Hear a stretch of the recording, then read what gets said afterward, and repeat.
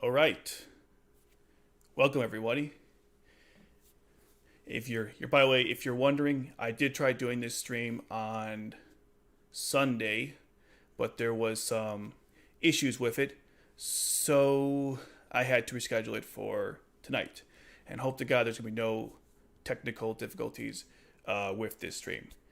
All right, we got a lot of stuff to do, so let me just go through a couple of cleanup stuff, and then we'll actually get started with the topic at hand.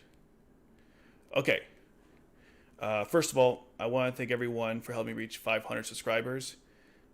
I know we're this is technically a celebration for that, but I know we're at 600 and 650, 640. I'm not sure how many, but I do appreciate it. I'm hoping we'll get to 1,000, and then one day 10,000. And not just because the number is nice, but because I get a community tab, and I really want that one day because it's hard for me to discuss with you guys what I want to do and get your input on things. I know I could have a Discord or another service, but it'd be nice if I could just have something on YouTube to contact you guys. So that's something else I'm hoping for. All right, let's talk about one more thing before I start the actual topic. Let's talk about things that are going on. So the next 2 weeks, I don't have any videos planned. I'm kind of working on writing scripts, and I have a lot of cleanup tasks to do, some backlog stuff of articles and things like that. And I'm also kind of tinkering a little bit with with Resolve. That's what I use by way to edit my videos. And I want to make the videos really good, so I'm going back a little bit and just learning how certain things work to make the best stuff for you guys. And I want to batch things to get more videos out. So that's kind of where we're going with that. Now I was supposed to get out Lelouch of the Rebellion, not Rebellion, the recap films, Reign of the Darkness, and Resurrection. I was supposed to get those reviews out this month. It's going to be pushed out to next month, and I hope to get out a couple other stuff too. I did C2's relationship with Lelouch. I've done Kallen's relationship with Lelouch. I now have to do Shirley's, so that has to go out as well. And then for articles, if you guys are curious, I'm finishing up the most beautiful women in Code Geass, and then I also have the most tragic deaths in Code Geass, the top 10 OMG W2F moments in Code Geass, and the best couples. And those will probably be videos at some point as well. I like to, I'm not sure if you guys know this or not, but I like to first write the articles, then make the videos afterwards. It's much easier. And plus, if you guys want to actually read the more into it than just the videos, because I acknowledge the fact that these videos are sometimes not long enough and there's still things left to be said. So those articles are kind of like that bridge if you want more information. All right, so now that's kind of what's going on. Now let's talk about why I'm doing this live stream besides celebrating 500 subscribers. The Akito video that I made, it took a while. It took way too long, and that time I could have actually made more videos. So what I want to try doing is making stuff that is shorter, 10 to 15 minutes, and let's see, 10 to 15 minutes, and then we'll have these live streams to supplement whatever the topic is. In this case, it's going to be R2. That's the thought I have. It's very hard to put a 30 plus minute video together, and I will admit I love that Aikido video, and I'm glad you guys liked it as well, but I think going forward it's going to make more sense to shorter videos, and then we can have these discussions where if there were some things in that video you guys wanted to discuss, open topics, things like that, we could do that here. So that's kind of what we're doing. Just wanted to get a little introduction. Now we actually can get started with R2. Now I have, for R2, let me see my thing here. I got 17 topics to go over. I don't know if we're going to get through all of them today, but if we do, that would be amazing. So without further ado, let's get into it, and we'll start with the first topic, which is the Great Reset. Now, what am I talking about? Well, Code Geass started, and R2 started with resetting everything, right? Charles used his Geass on all the students in Ashford Academy, so everyone kind of started back at the beginning. And Lelouch was also put back at the beginning, and that's the focus they did to start R2. Now I don't know if that was the best way to handle that. The goal was they wanted to have, and I think this is why obviously I don't know the creators personally, but I think they wanted to have like some kind of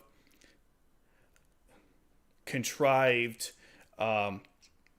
setup so when Lelouch can have the same moment he had in the beginning of R1 where he told all the guards to die and kill themselves, right? That was the purpose, I think, behind the Great Reset, and I guess also for Shirley's sake because they wanted to erase her memories and get her back to where she was in the beginning, and I guess everyone else too because of what happened with the Black Knights.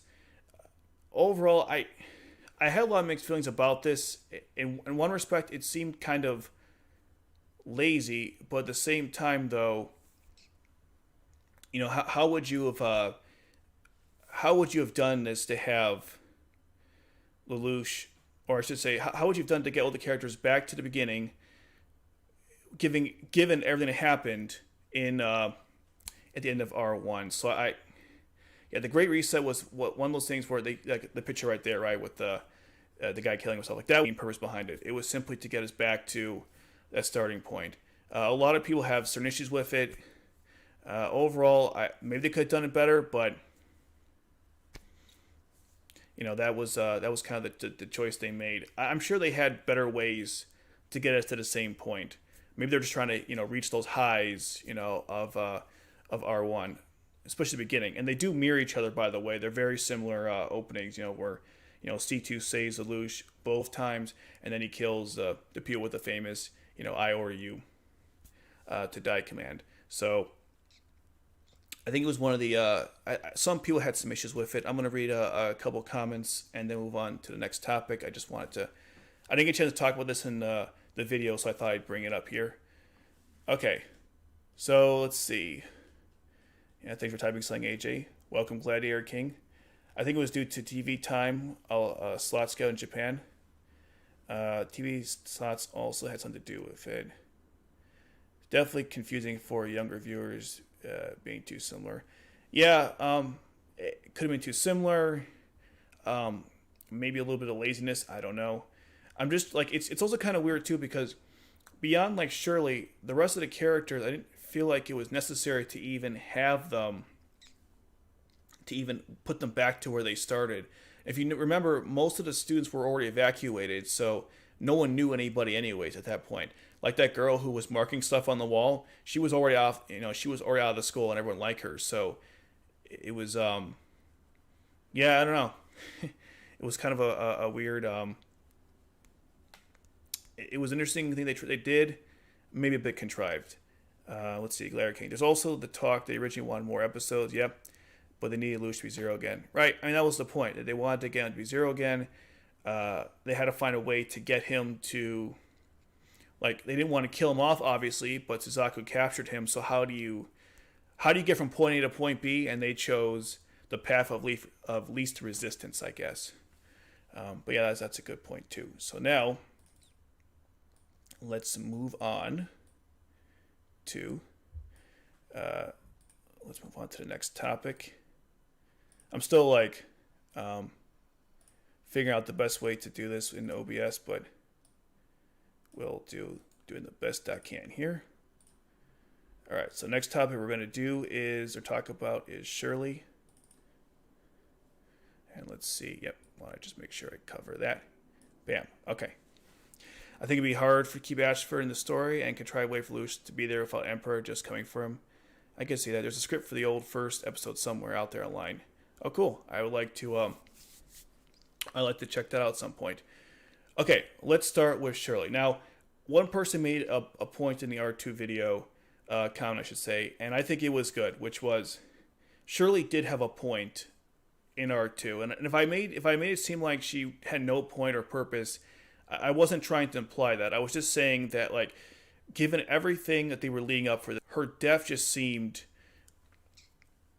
a waste to me. I know that she's the innocence of Lelouch, and that when she died, it died with him. I get all that, but you had this character where, she suffered so much from Lelouch's actions, and then she ends up forgiving him and wants to join him. And instead of entertaining this idea and maybe going further with it, she's just killed by Rolo. And that's what I couldn't stand about it, because why set up and then kill her? And that's what pissed me off about the whole situation with Shirley. I mentioned in my Akito the Exile review that I liked how Jean and Shin, like how they worked together. That could have been something with Shirley where she was with Shing and then she tragically died while working with him. But here, she doesn't even get a chance to do anything with Lelouch before she dies. And I wanted to, at some point... One second, let me check my notes here. I wanted to, at some point, explore like what they could have done with this character, because it was a complete waste. You could have had like a fall from grace type of thing where Shirley starts off like really kind and it goes kind of like a little evil. She joins the dark side with Lelouch. That could have been something interesting. I'm not even against her dying, okay? The way they did it, to me, was a waste. And I mentioned in the review that she got her memories erased since 14. Then they pushed her back like even further, beginning of R2, and then we don't see anything till 12, and then by 13, she's dead, and that's it. I guess her lasting impact is that she motivated Lelouch to kill everybody. Not everyone, but the Geass order, and that's all there was to this character, and that was kind of the disappointing part about her. I know some people don't like her, and that's perfectly fine, but I guess the plot didn't either. It was really disappointing. I know, like I said, she had a purpose, but it just, I feel like they could have done more, not just like how she's with Lelouch, but her character as she is. They definitely dropped the ball on that one. A lot of hype going absolutely nowhere. If nobody has anything to say about this, we can jump right ahead to the next topic. I think we're... Alright, cool. We're good. Alright. So let me go in... Oh, we got a couple... Oh, look at that. That was pretty quick. Okay, let's see. Glare King. I saw the death of Shirley as the death of Lelouch Lamperouge. He never goes back to Ashford as a student again. Yeah, that's a good point. He never does. And let's be fair, he only was going there anyways because he wanted to work on the Gefion disturbers and the train. I believe it's why he said he was even disguising himself as a student. He had no intention to actually like do anything in school. It was just everything for the rebellion. I feel like a lot of side characters in R2 fell down a tier because of how brief time they got. Yeah, that's true. Same happens to Kallen, in my opinion, but Shirley was already used for a purpose in R1. Yeah, I guess so. Whatever that purpose was. I think her death served as a line saying that Lelouch could not go back to his life as Lamperouge. Yep, also I think her death was used as some sort of reason to push Kallen away later. Her mother was one of the most tragic. Yeah, her mother, oh, yeah, first thing with her deaths are, right. Yeah, Lelouch couldn't go back to where he was, and he definitely went down a dark path, but he was already kind of going down a dark path even before Shirley's death. But if there was any innocence left in Lelouch, it was probably gone at this point. Yeah, that's true. The Black Knight Betrayal was at that point he had nothing left too. So yeah, her mother. Yeah, I was gonna say, Shirley's mother went through the worst. I mean, she loses her husband. And then Shirley, what are we talking about? So if you look at the corner if you look at the corner of the screen, it should have the topic. Can you see that? It says Shirley, and I'm going to keep switching them, by the way, as we go through. And these slideshows actually are tailored to each topic, in case you're wondering. But I was saying about with Shirley's mother, yeah, I mean she loses. She loses her daughter and husband in a very short period of time, which was really depressing. And the other thing too about Shirley's death, I was just thinking about this.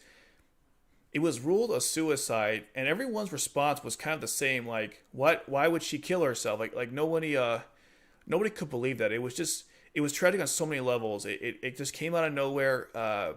She was almost forgotten by everybody. I mean, even what Nina said was kind of messed up, where it's like, I believe it was, I never really liked her that much. Her smile annoyed me or something. I didn't even think I was going to cry. I mean, her death just, it kind of went, and that was it. It was kind of depressing. All right, one more comment and we'll move on to the next topic. Shirley, as a representative for Ashford or the Shelter Britannians as a whole, is interesting. What I associate with Lamperouge. Crimson King always has the grit takes. Yeah, he does. Sure does. How do you feel about how there was a trailer for R3 anime series but never came out into fruition? I'm not going to ascertain that too much. How do you feel about there was a trailer for R3 anime series? It was disappointing, I guess.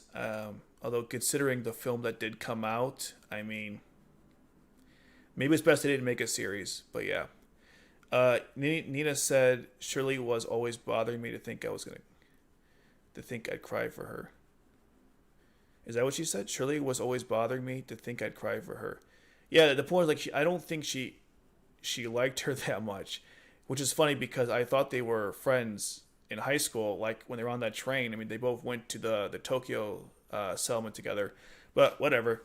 Yeah, Shirley's death was depressing, and her whole use of the character could have been a whole lot better. And that's ultimately what upset me about her character, among other things. But that was one of them. Okay, let's move on now to the next topic, which is Kallen. Yes, Kallen. All right, let me just scroll down here. I got my notes written so I can. All right. The thing about Kallen is that I like her character a lot, and I've discussed her many times in my videos and articles, but man, I mean, some of the direction they took with this character were just. The fan service was obviously one thing, right? But they had that in the first series too, so it wasn't like, I never saw that before. But the issue for me was, like, her whole character was not. They kind of forgot everything about her character that was going on in R1. Like how she dealing with her mixed identity as a half breed. What's going on here?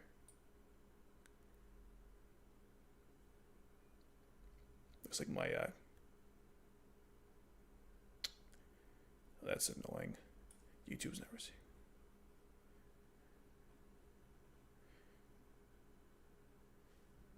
Question for everyone here watching, like, is the connection okay, by the way? Because it's giving me an error on my end. Can someone comment, let me know if it's actually working. You gotta be kidding me.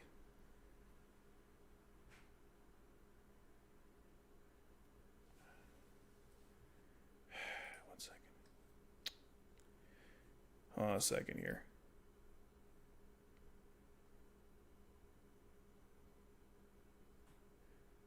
It's a little laggy. You know what's funny? This is literally why I had to cancel it on Sunday, because it wasn't working. This is so frustrating. The clips are a little slow. Okay. All right. Thanks for the comments. I'm like, okay. All right. Whatever. I gotta figure out like why it's slow. If it's my connection speed, even though it was fine for the most of it. All right. Anyways, where was I? It just keeps loading. I don't think it has anything to do with like what I'm showing. I think it's just my speed. All right, we'll have to make do. It's so frustrating. The first time we did this, it was absolutely fine. But all right, if the audio was fine, then we're good to go. Okay, let's get back to Kallen, right? So I said she had her mixed identity, as a half Japanese, half Britannian.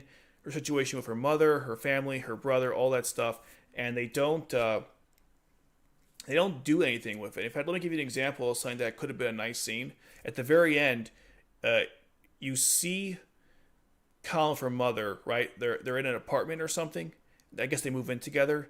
They don't explain any of that. They don't explain how the fan service slideshow is breaking the screen. The stream. I don't think it's not the fan service slideshow. Let's see. Here. Wow, there's a lot of ones going on here. Let's see. Here, let me close this out. Okay. All right, so I've gotten rid of them for the moment. Let's see if that's faster. If it let's see if that fixes anything. I really wanted to show the slideshow because I didn't want to just like have how I put this. I didn't want to just have my voice talking about any kind of thing in the background. So we'll see what it does. If it slows it down again, obviously we'll stop. All right, let's get back to what I was saying. Okay, so. Oh, you were joking? All right, whatever. I'm half asleep and I had a long day at work, so like, I can be like, if you guys ever read Amelia Bedelia, that's kind of like me sometimes, where like if you state something literally, I'll take it literally. That's especially when I'm like, yeah, work was kind of stressful. Okay. All right. So what I was saying about Kallen was that at the end of the show, you see her with her mother in an apartment, and they skipped over a couple things here. Number one, her mother got out of jail. They never explained it. Number two, when they moved in together, like those could have been important scenes. And I even wrote a note saying like, we get nothing to explain what happened to her and her mom, but hey, at least we get the seduction club, from turn 12, right? At least we get the seduction club. And something else too, I made mention of in stage 9. That whole episode was about Kallen and her family, especially her mother and her refrain use, and then the drug dealing that the Black Knights were doing. So we got a whole episode to her in R1. We couldn't get one dedicated episode to her in R2, and that was another disappointing aspect about her character. I didn't really mention that too much in the video, but it's something that like really pissed me off because. Kind of like Shirley, we had a lot of things were setting up, and they just kind of ended abruptly, and that was really frustrating. Right, exactly. Who was her older brother? Like, he was I believe he worked for the Black Knights, and he died, resisting, and yeah, we don't even. You know what? We know very little about him. They could have had like a flashback. They could have had her talk more about him. We don't get any of that though, and that's what's irritating. Especially like other characters got flashbacks, like Jeremiah. He got a nice flashback about what happened with Marion, and they don't really do that with Kallen. And there was a lot to go with, and instead of and that's why the fan service is kind of annoying because it seems like they substituted the fan service, or I should say, they substituted any character development for the fan service, and that was kind of frustrating as well. And I also mentioned in my video that, like, she kind of became romantically interested in Lelouch, and she spent most of her time, like, focusing on him as opposed to other things about her character. And then, to top all that off, they had her pretty much not doing anything for 8 episodes because she was captured and turned 10, and by turn 18, they let her go. So between all that, she didn't really do much. What a waste. I mean, all 3 girls, by the way, got this treatment. They all were rendered, like, not relevant to the story for a considerable amount of episodes. And like I mentioned, at least with C2, it made sense. With Kallen and Shirley, I don't get it. If you're going to give Kallen, like, a super powerful nightmare frame, and you're like, oh, it's too OP or whatever, how else do we deal with her being too strong? Well, I think having her captured for 8 episodes was definitely not the best approach for that. Yeah. But at least she gets awesome moments, fighting in both the current F.L.E.I.J.A enabled version and also the S.E.I.T.E.N 8 elements. So at least she has her moments, and she's had a lot of badass scenes, like the one when she rescues Lelouch in turn 18. Like, that was one of her best moments. So she had a lot of good action scenes with her, but from a character development point of view, they actually dropped the ball on her. And we just mentioned with Shirley how they kind of messed her up, but Shirley wasn't like in the main set of characters. She's not really up there. She's more of a side character. Kallen is like part of the main cast. You think she would have gotten a better treatment, but they didn't. So whatever. Let me see what people say before we move on. No, he didn't even. Let's see. He did He was before the Black Knights. He was just part of Ogi. So yeah, that's what I meant. He was with Ogi originally. Okay. All we know was he was a great leader. Ogi may never beat him. Yeah, that's right. He said that in was it R1 or I'm not R1. It was an R1. Was it stage 1 or stage 2? He mentioned how like I'm not cut out for this. Yeah. Not much there. All we know was he was a great leader. Ogi admitted it, never beat him. I said already. I feel like I ripped into Kallen enough in your R2 review. But basically, they did not like the romance that much, and Ragnarök Connection was underused. Yeah, that's right, Glare King. They her and Suzaku had a good rivalry. That was actually pretty good, but the rest of it, not that great. Not that great. I think her brother died in episode 1 when the truck blew up. That was her brother. I honestly have no idea if that was her brother. I'm gonna make a note to look that up. Was that her brother? If it was, she didn't seem too. I don't think that was her brother because if don't you think she would have been more emotionally broken up if that was him? I'm like so tempted to look this up. I don't think that was him, but I'll have to look that up later. Anyone have an opinion on whether her brother was also half Britannia or not? I have 1, 2. Well, here's the question: I assume that her mother only had one husband, or right? So I assume that they were. I assume they were both then, right? They must have both been half. Because when they talk about her past in stage 9, Kallen never mentions having another father. It was her mother fell for a guy who then left her, and then he married this other woman. So as far as I know, I'm pretty sure that they're not half. Or I should say they're both half. The truck guy was someone else. He had a picture of his family next to his detonation. Right. Yeah, okay. I was like thinking like, is that really? I'm like, no, like right. Thank you for that. The guy was a friend of Kallen. Okay, no, it wasn't her brother. I think her brother died before the series. Yeah, he that's right. He died before the series. We get no flashback about it, so another wasted point in Kallen. And yeah, there were some scenes where just like, for all the good parts, like this one here when she is coming up in a second, where she kissed Lelouch, like that was a really good scene, right? And finally, I guess falling for him, but like falling for Lelouch and not Zero and all that stuff. That was fine, but they could have done more with the character, and that was the problem. Oh, and one more thing I wanted to mention. One more thing. What comment before we move on? Her loss to Shinkai, her loss, was garbage because she basically went out to fight him with half her energy refill, like, or half energy remaining in her nightmare frame.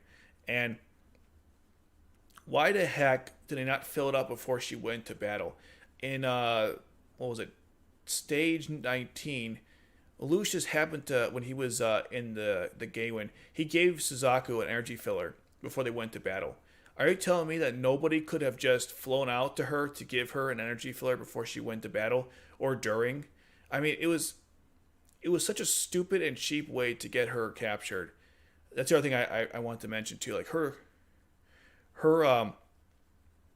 loss to Shinkai was just one of the worst parts about getting her off the series. Not only getting her off was lazy, but the method was also was not good. Like that's not how I would have handled that at all. Like she should have maybe lost in a more convincing manner or something else, or maybe a more creative way. But simply losing due to her power, energy filler running out. Wow. If that doesn't say the treatment they did to Kallen, I don't know. What else does? Okay, a couple more comments here. Let's see. It would also see her dad, like how he's like, yeah, we don't even meet his dad. We meet more of Shirley's family than Colin's. Uh, don't worry about the mistake. That's fine. Shinke's kind of trash. I believe our girl could have had him. She was actually going to beat him. That's why it was so frustrating. She was about to finish him off, and then her energy filler just ran out, and then that was it. It was over. And I'm like, are you serious? That's it? Okay. Speaking of CK, how he died in alternative US where Lelouch took place. I didn't even know that. Apparently, he's actually dead. Yeah, they never. Yeah, apparently he died. They don't explain this in the films. Cause I watched all three, and he died, but they don't show you a scene of him actually dying, which is weird to me. And the only reason why I believe he's dead is in the beginning of Lucia the Resurrection. They're in the cafe for Zero, Cafe 2, I believe, and there's a montage at the top of people that they're paying tribute to, and one of those people is Shinkai. And it's for the dead because you see Asahina and you see Urabe and you see I think Rolo was there too, if I'm not mistaken. You don't see Naomi though, which was kind of messed up. But whatever, no one knows who Naomi is anyways. But unfortunately, but it showed Shinkai up there, so I guess he died. It would have been nice to see a death scene. Maybe Tianzi could have been there mourning him, but they just kind of like rushed it in there for some reason. Yeah, yeah. There was definitely some lazy elements for sure. I agree. I don't think she was about him to beat him, considering he was still calm and starting was going to crush her. Uh, and stated he was going to crush her. No contest to me, simple as that. I mean, but didn't she grab like he fired his what's it called? His slash harken at her. She grabbed it. She was about to use her the radiant wave surge on her arm, and by the time she was about to fire it, she ran out. I mean, maybe Shinkai was going to win, but it should have gone that way. Like if they were going to have her lose, then just have her definitively lose. Like why even have the whole why even have her lose in that manner? And that's the problem. So that's the frustrating part. Yeah, look. If she was gonna lose, like let's say Shinkai Bester, fine, no problem. But have it done that way. Don't just she ran out of energy. You don't make Colin like look any. You make Colin look stupid with stuff like that. Because if you're trying to like save face and say, okay, we want to make Colin look strong, so she loses due to a technicality instead of like being actually bested. But that doesn't work for me because she actually looked worse there. I think if Shinkai had actually beaten her, it would have made Shinkai look strong and more of a legitimate foe when he fights against the Knights of the Round. But whatever, it is what it is. Yeah, Naomi, by the way, in case you're wondering, she is one of the original members of the Black Knights. She's the girl with the blue hair. She dies in stage 25, and it's really depressing too. She's just like in her nightmare frame, in combat that just blows up. She is in there? Okay, maybe I should probably look at it again. I don't recall seeing her, but if she is there, then I'll definitely take that back. I didn't remember seeing her. I remember seeing Asahina, Urabe, Rolo, Shinkai, maybe even that other guy who was I just saw her. Okay.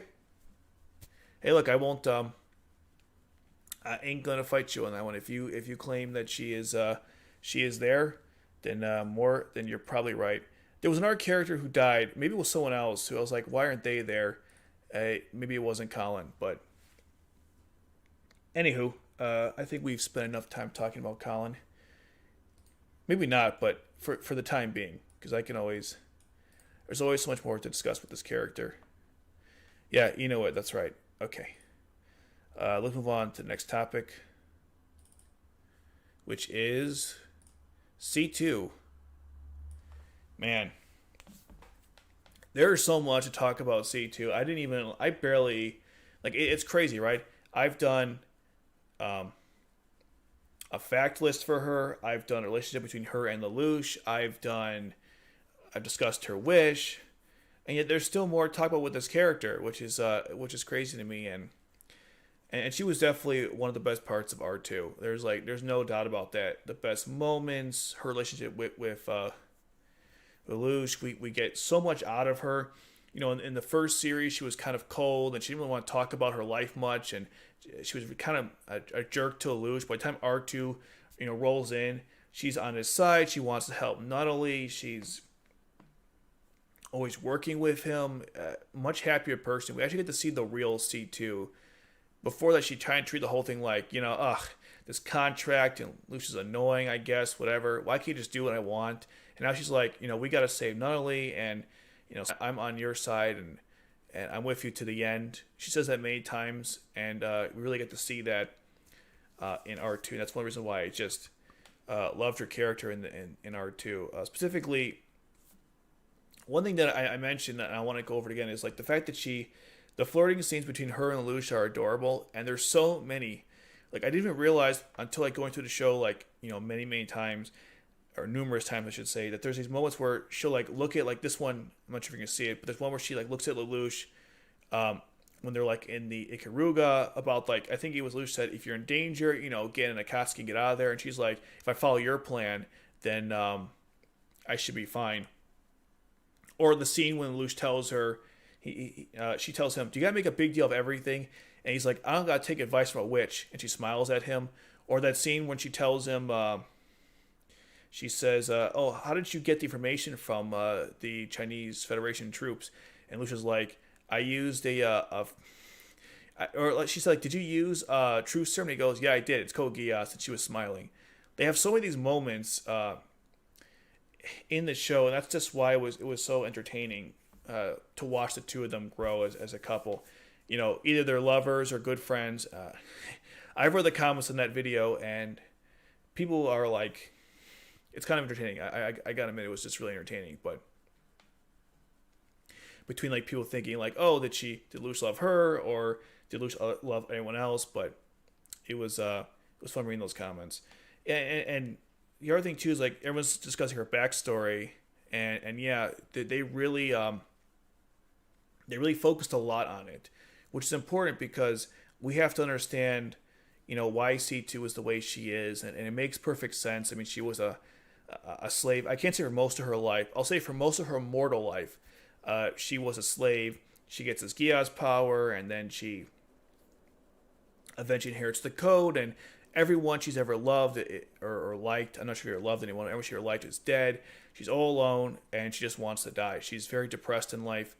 And when you see the flashbacks of her life, it's really awful. Like, she was tortured, she was burned, every way you could think to kill her.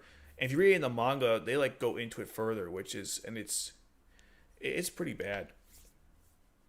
So with all that in mind, it makes sense like why she wanted to die, and that's I guess that's why it's nice to see her actually wanting to live and enjoy life again, because she had no will to do so.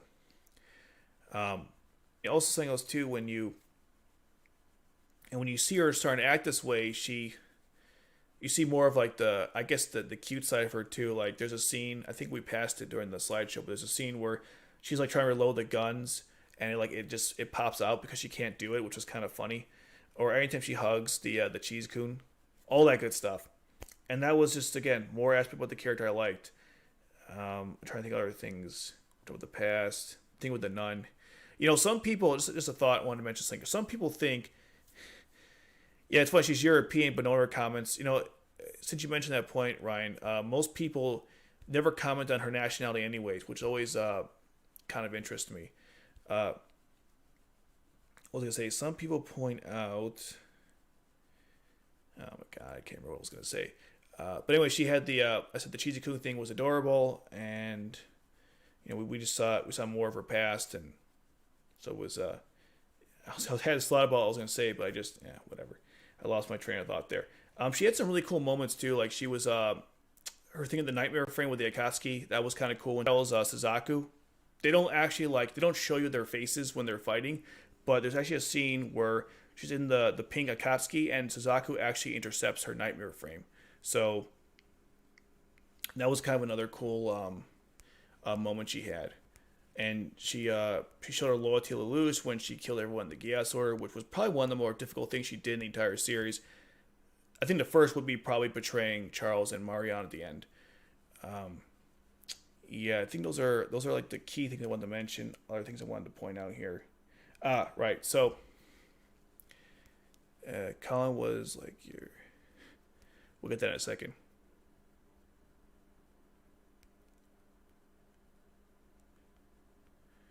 The last thing I wanted to mention about C2 was when she sealed her memories away, which I believe was to prevent the Ragnarök connection from starting. When that occurred, we saw a different side of C2 that we're not used to seeing, which is her more innocent side, which was also adorable too. She went kind of from this aggressive, independent woman to more like a almost like childlike quality to her, which I kind of liked as well. Just another like moment with her, and there are so many with this character. So it was good that they focused a lot on her. If you were gonna pick one of the three girls to focus on, this would have probably been the one to do so. So, for all the hate I give to R2, this was actually one of the things that they did for the most part right. Okay. Let's look at some comments here. Okay, let's see. Colin, this is where I take it apart. ZK, really? Then I have no choice. I'm going to crush you. Okay, yeah, that's what they were saying, right?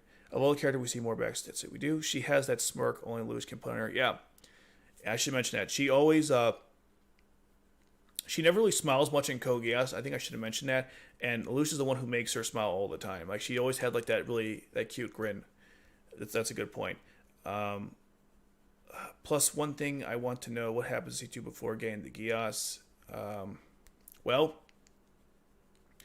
I guess she was a slave. She wasn't doing much. The nun kind of seduced her, and seduced is the wrong word. She tempted her with the Geass power, and she's like, all right, I got nothing going for me. And ironically enough, C2 did the same thing with Mao. She found him as a child, and she gave him the power of Geass. So I kind of like the parallels there with their characters. And I believe Kato mentioned that. Okay, next comment. Whether it was love or something else, the two of them were bound together as witch and demon, right? No matter what they were against, they stood against them. Yeah, they were, and that's why I liked how Suzaku said, like, I'm Lelouch's sword and you're his shield during the Zero Requiem. That always stood out to me as a strong message. Plus the final answer. Yep. Even Colin said, "What do you fight for?" Yeah, well, Colin at that point, and I could be wrong here, but I think she was just angry at the fact that Lelouch might have loved her over her. Like, Lelouch might have loved C2 over Colin, or herself, I should say. And that could have been like her just, lashing out. Even though C2 had plenty to fight for because she was fine with Lelouch as part of Zero Requiem. So I kind of understand what she was saying, but yeah. God dang it. Stream. Alright. Anyways. Next point. The scene where she counsels Lelouch before the final battle is perhaps my favorite moment between the two. Yeah, that was good because C2 was saying how, you might have to hurt Colin, and Lelouch is like, yeah, I mean, I can't coddle her anymore. This is just how, if we have to do it, we have to do it. So, yeah, that was fine. Absolutely fine. That was one of their best scenes. I also like the one in R1, stage 23, where C2 hugs him, and she's like, no matter what happens, we have our contract, and I'll be with you to the end. But yeah, that was definitely that was one of the best moments between the two. It was Stop Charles for taking the code. She reverted back to Sacred, right? Yep, thank you for confirming that, Crimson King. Unlike Colin, they never intended to exploit her sexually when around Lelouch. There is like one scene, I'm not sure if you guys have seen it as I'm cycling through, where she takes all her clothes off and like lies on the bed. I mean, not all her clothes, right? She has her underwear on. And that scene was kind of exploitive, but compared to everyone else, it was pretty tame. And Lelouch just seemed like they both were just very comfortable around each other. Like Colin, by contrast, was very like shy. which is why I don't know why they did so much fan service with her to begin with, because it didn't make sense to her character. Like there's certain women like Rakshata, for example, very confident in herself. That's why her shirt's always like opened. You know, she doesn't care what you think about her. But Kallen is very self-conscious. So I never understood why they exploited her the most in that way. And C2 is also very confident in herself. That's why it was like, okay, whatever. Takes her clothes off. No one cares. You know, no one pays attention to it. But for the most part, you're right. They didn't really sexually exploit her in the way they did with Kallen. Okay. Right. Welcome, Suicide Sadness. Suicidal Sadness. That's a very sad name. Anyways, I hate that Kallen kept being angry towards C2 whenever she was around Lelouch. Well, look, she was jealous. And that was early on in the show, too. Like, you remember in stage 11 when she comes to rescue Lelouch. She sees Kallen sees C2 in the cave, and she's like, "Are you serious?" She was always jealous of her. And that fight they had at the end, that was just a culmination of all her rage she had against her. It's kind of funny, too, because Kallen defeats C2, and she's still not satisfied. She's like, "Whatever, I don't care. Goodbye now." I'm like, wow, okay. You got what you wanted, but you're still pissed off at her. So, what are you going to do? What are you going to do? There's some nice picture that shows something like that. Yeah, there's an audio drama where the two of them are in a car traveling, I think with Uribe, I don't remember. And there was some like discussions there as well. Yeah, the picture drama it was the second one for R2, and in that one they also had like a little bit back and forth about certain things as well. So yeah, there was a picture drama. That's right. Yeah, that's right. They were sharing a room. That's correct. I think Lelouch universe, similar timeline. You just don't see Lelouch revive. I don't know about that. I'm pretty sure he died in the end of R2. At least that's what everyone confirms, including that recap film. Let's see.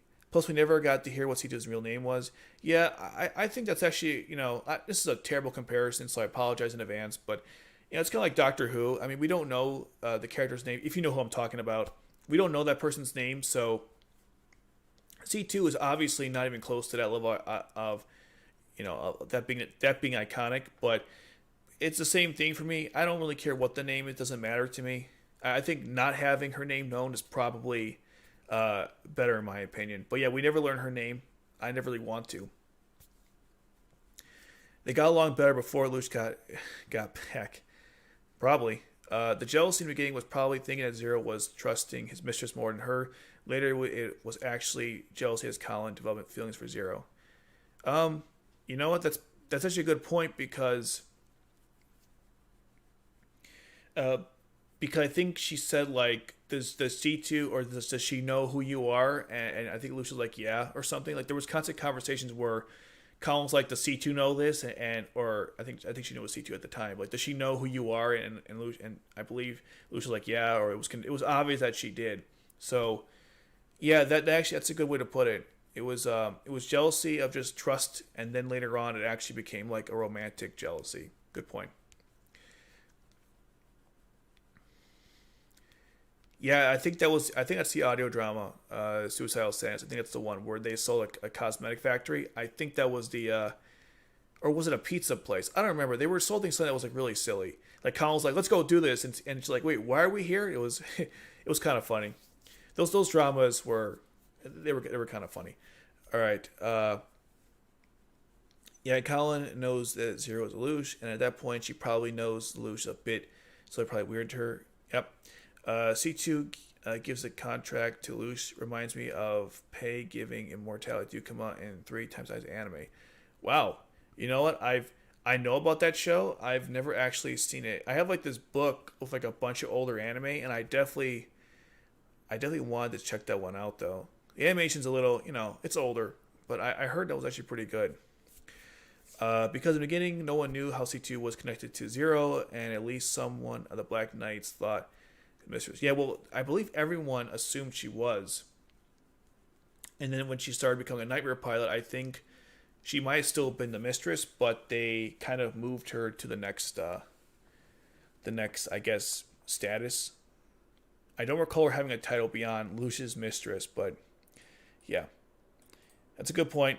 She definitely didn't have a huge role in the beginning, at least from titles alone. Even in Zero Requiem, if I'm mistaken, she didn't really have much either there. I love the suspicion shown by all the Black Knights C2 and R1 and how it shifts in R2. Yeah, very true. Like, I mean, even Chiba, or Nagisa Chiba, she was like totally comfortable with Anya in turn 11. So yeah, they definitely went from like not liking her to being like very close. That's a good point. All right, I don't want to talk all day about C2. I kind of want to move on to the next topic, which is everyone's favorite psycho assassin, Rolo Lamperouge. So that's the next person I want to talk about. And I don't have too much to say about Rolo. Just a couple things I wanted to mention was, number one, I don't hate the character. I know a lot of people do. I understand why he killed Shirley, and he was kind of weird about it. But to me, he was his whole life he was manipulated by everybody as an assassin. So Lelouch was the first person to show him this, and so because of that, he ended up like becoming close to him, serving him, and it gave him purpose in life. There's a good scene in the new recap films. I believe it's the second film where Lelouch explains like why Rolo actually why he helped him out. He gave him purpose and stuff, and how that manipulation worked. But yeah, Rolo, like, he was a victim of like being everyone's thing. Like, it was the Geass Order, the V2, and then other people. He constantly assumes different identities. He has really nothing to himself. So being with Lelouch was a very important time for him. That's why his death was so tragic, among other things. And that was kind of like that's why, again, I didn't hate the character. And I felt more, I felt bad for him, especially that scene when like Lelouch screams, and like, I hated you, I'm trying to kill you this whole time. You screwed up you screw everything up, which is kind of annoying because let's be honest, Rolo killing Shirley, that was Lelouch's fault, not his. Like, he was manipulated thinking he should be Lelouch's only brother or sibling, so he wanted to kill Nunnally. Even in when they were later on, when they were in the Tokyo settlement, he was not going to rescue Nunnally. He was going to kill her, which, well, that never went anywhere. And by the way, I plan to talk about at some point, this is like a side note, I plan to talk about how Nunnally survived the F.L.E.I.J.A, because some people complained that was like not done well, but it actually was. It's one of the smartest things they did in that show, which says a lot. That was really well handled. That's what I wanted to say about him. I didn't get a chance to go too much into his character, but he was kind of a victim of just being manipulated by everybody, and his death, in my opinion, redeemed him. And it was just, some people like that. Some people can't buy how he went from like a psycho puppy, but whatever. That's what they want to do with the character. And some level, I can understand that, but I guess when he explained it in turn 19, it kind of made sense to me. But all right, let's go through some of the comments real quick here. Okay. There's a new series coming out. Does anyone know much about it? When's it going to be released? And if both L2 and C2 are going to be in it? The new series is called Z the Recapture. I have no idea when it's coming out. And I don't think Lelouch or C2 are going to be in it as main cast. It takes place after Lelouch of the Resurrection. That's why those names are actually accurate. Excuse me. No one knows much about it. In the original presentation for the Geass R2 code and Zero Recaptured, they didn't say much either. Like, Zero Capture got like it got like a one picture. That's it. Like I want to maybe concept art, but title art. And then for Geass R2 code, they had gameplay, they had the voice actors, they had more stuff going. So between the two, Zero Capture got like nothing. So I don't know when it's even coming out. I thought it was this year. I'm not even sure at that point. If it is coming out this year, I would like to get to 1,000 subscribers before it comes out. That's kind of a goal I have, among other things. All right. Raul equals Psycho Shinji from Evangelion. Well, a lot of people complain that Code Geass copied a lot from Neon Geass Evangelion, so that could be a case. Although Shinji was at least more entertaining at times. I think she never had a position. In fact, R1, when they displayed information in cell structure, Yeah, that's right. Kallen's like, no position for C2. Yeah, that's right. I wonder though in R2 did she have some kind of title because she wasn't just a normal mistress. She was she was an actual soldier fighting with everyone else. So that's a good point though. Sorry. Okay. I actually liked Rolo.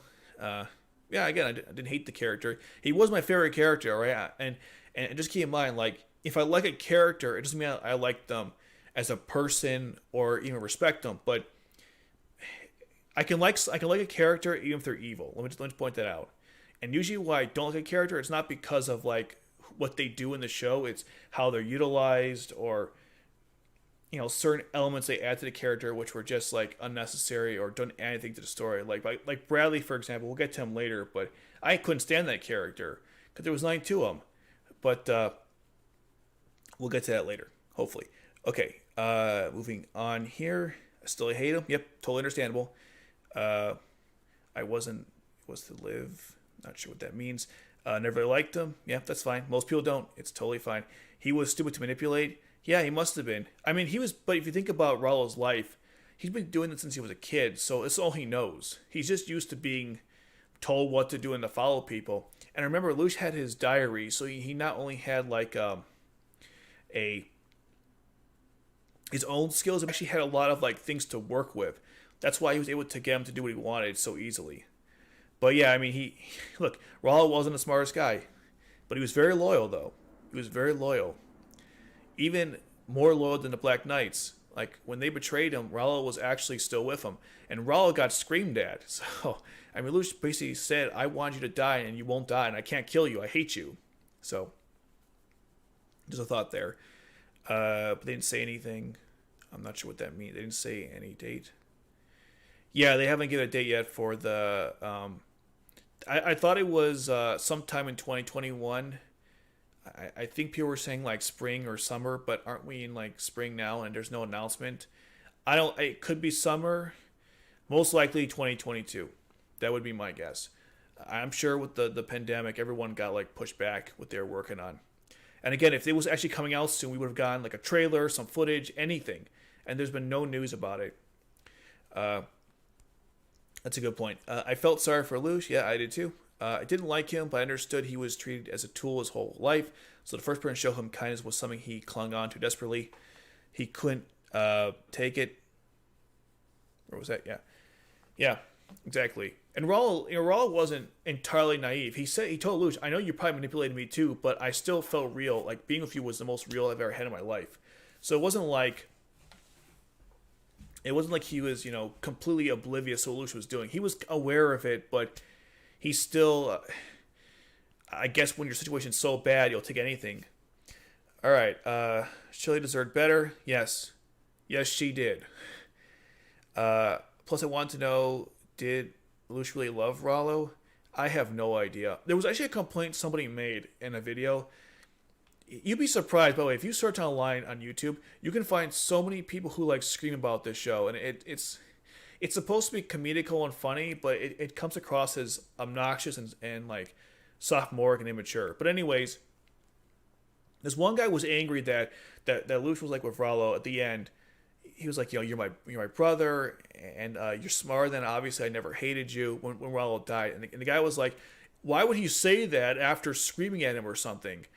That might be Gigat's video now I think about it. And I found that strange because, Rollo was dying. Lelouch was just trying to comfort him. That was the nice thing to do. So I don't know why people didn't like that. That made sense to me. Like, even if Lelouch hated him, Lelouch is not Lelouch does some awful things. And he, some could call him a villain. It's debatable. But he's not a complete jerk. And when Rollo died, he was just being nice to him. Oh, sorry to switch topic really quick, but when the person said about Shirley deserved better, I just saw something else I wanted to mention. Lelouch doesn't even pay his respects to Shirley when she dies. Like, he never visits her, as far as I know, visits her grave, and obviously he wasn't at the funeral, so that added even more depressingness to her death. That not only did she die, Lelouch wasn't even there. Anyways, back to reading your comments about Rollo. He was like a guard dog who keeps trying to bite your friend, but is very nice to you. Yeah, Rollo was. That's true. If Lelouch had been like Cornelia, um, she would have killed a fake sister. If Lelouch had been like Cornelia, she would have killed the fake sister day one. There was no saving his life despite his place in the story. He made the mistake instead of taking the opportunity to live. Yeah, I guess so. Well, yeah, Cornelia was pretty brutal in R1. If this was the R1, Cornelia definitely would have, yeah, for sure. I think she gets a little more mellow because she finally understands, like, she's not as naive as she used to be. Like, in R1, she was, like, completely loyal to Britannia, and by the time R2 comes, she starts to realize how messed up the family is, especially Schneisel. So, I definitely R1, though, for Cornelia. I don't get how Nani would have survived the F.L.E.I.J.A. Well, you'll have to wait for the video to learn. But I will say they did a good job with that. Uh, yeah, Guilford. Oh, how did Guilford survive too? That one I actually don't know. Like, I'm not even discussing the video. I don't know how he survived because his screen like went black and he pushed Lelouch out of the way. So yeah, that was kind of weird to me. And also surrounding the subject about Guilford, like he was blind for I believe the end of R2, and then the film they cured him of his blindness. They never explained how he was blind and he wasn't blind. In my opinion, kill him off, make him blind, stick to something. They were all over the character. Next comment. Lelouch really underestimated Rolo, believing he could control someone who was like a child assassin without using his Geass on him. Yeah, of course, he never uses Geass on him, which was always kind of interesting. Yeah, well, yeah, for sure. And that's why he bit him in the butt. And that's why I said before it was his fault for all the stuff that he did. Yeah, Roll's a tragedy, but he clearly wasn't fixable. He could have had a place in the Black Knights if he didn't commit to leaving. Yeah, probably. Getting bad lag here. Is it bad now? I'm getting like a. Let's see. Let's see what's going on. It looks like it's okay here. Yeah, it keeps dipping in and out. Like at some point it's fine, it's perfect, and then at comment it just dips on me. I don't know what the heck's going on. I have like nothing open, and my connection is pretty solid. Like, I test it all the time, so I don't know what the hell's going on. I'm gonna have to look into like what's happening, if I have to up my speed or I have to get some other like analysis going on, because when I first did my live stream for Suzaku, it wasn't as bad. And we have about the same amount of people, maybe a little more than that one, so I don't know what the problem is. But thanks for figuring into why I'm getting like weird lag. Anyways, Rolo saved Lelouch from his own allies. Yes, he did. The announcement, for Z recapture and Jazari Code, that was the announcement. Thanks for answering that. What's fellow Code Geass fans? Welcome to Splendor. I think it'd be more hard for Lelouch to kill Rolo from the start because of Rolo's Geass. Yeah, but I mean, once he got him under his wing, though, he could have killed him at any time. He just used him. Plus, even when Rolo died, he said to Lelouch, "You weren't serious about killing me," and Lelouch was like, "Yeah, that's why I spared my little brother, so that means you really loved him." Yeah, it could mean that. It's hard though because, from Lelouch's point of view, Rolo was a replacement for Nunnally, and so when you look at it from that point of view, he's like, "You're a replacement to the person I actually love." So, from Lelouch's point of view, it's hard to really love someone who was just put in as like a replacement. But maybe at the end he did. For Guilford, odds are he was probably at the outer edge of the blast, and his nightmare probably was severely damaged. He fell inside the blast. Yeah, look, I'm sure that's what happened. I'm just saying they should have explained it better. Sorry. Rolo could have been the most powerful robotic black. Yeah, he could have been, sure. I didn't know he was blind. I thought his sunglasses were to block the sight from the glasses. He also had a walking stick, right? It wasn't just glass. He had a walking stick. That's why I thought he was blind. But you could be right. Again, they don't say anything, so he could just like sunglasses. Who the hell knows? I think Red and Lelouch loving Rolo is more like he pitied him, and since he was dying, he wanted to give him some peace. That's Tiger Chase. That's exactly what I was thinking. If he hated him, it was the nice thing to do. Rolo seemed to love Lelouch the most. It's very possible, because even Nunnally at the end was kind of like iffy on him. I never thought Guilford was blind. When Cornelia offered her hand, he took it, seemingly able to see her. So then why did he have a walking stick? Yeah, whatever. I think keeping Guilford alive was unnecessary. Yeah, but I would love to have a lot of people ship Cornelia and Guilford as a couple. So if he dies, they can't be a couple, and that's That's unacceptable. But that's a good point. Do you have his Discord server? No, not yet. It's definitely something I've thought about. I said at the beginning of this live stream, like I have no way to like. I have an email list that not everyone's part of. I have a Facebook group, not group, page not everyone likes. So for me, it's like I need a way to just be able to contact everybody and let them know what's going on. And I know that Discord's a good way to do that. I have to think about it because you got to manage that stuff too, right? You got to have a mods and you have to open chat rooms, and it's a lot of work. So I'm definitely interested at some point to do that. Rolo was an interesting character. You can see why Lelouch would hate him, but making Rolo a synthetic character who meant well was a good move. Yeah, that's a good way to put it. All right, how long we talk Rolo? Like 10, 20 minutes? All right, we got to move on. Let's move on to the next character. Next topic. Wait, spoiler alert. It is a character. And that is the next controversial. Actually, every character we're discussing is controversial. I should be more clear. Everyone is. And that is everyone's favorite scientist. Oh boy. Nina. Now, I talked about her in length. Okay, it finally came up. I talked about her in length in a video where CBR like ripped her a new one. And I understand, like, there's like some, I think if you look at like, if you do like a poll, most people probably would say like, I at least understand Rolo, understand Suzaku. I hate this character. And that's understandable. I mean, something she does is very reprehensible in the story. But I didn't hate the character. I hated something she did in the story. It was kind of weird too, and I haven't discussed this in the video, but in the recap films, they show her talking to Suzaku, but they changed the scene when she's talking to him, where he's like, she's kind of friendly in R2. She's like, don't you want to use the F.L.E.I.J.A and stuff? But in the movie, she's like, would you not kill Lelouch? Are you not prepared to do it? It was just like, whoa. She was freaking evil. Like I don't know why they changed that scene, but damn, they made her even more aggressive for some reason. I'm not sure if you guys know what I'm talking about with that scene, but yeah, what people don't understand about Nina's character, or what they don't like about her, is the fact that she made the F.L.E.I.J.A, she launched it. Well, she didn't actually launch anything, but she made the F.L.E.I.J.A. It killed lots of people. She was surprised and upset by this, which I understood because the whole time she was working in the flow, and she, yep, Pendragon was wiped out by Schneisel. She was working in the flow. She was trying to help Britannia. She didn't realize what she was like, what this actually was until it happened. It's hard to understand the ramification of what you're doing until you actually do it, or to comprehend like a lot of people dying. To her, it's all just numbers and stats. But unlike Lloyd, for example, oh, god dang it, I think we're having another stupid lag. But unlike Lloyd, for example, she had some feelings of emotion where Lloyd's like, yeah, I'm a sociopath. I don't care about any of this stuff. And Nina's like, well, she had a little regret about it. So that's why I was like, I hate this character, but at least at the end, she redeemed herself. People, as much as you hate the character, you can't deny that without her help, they all would have died, because she made the countermeasure to stop the F.L.E.I.J.A.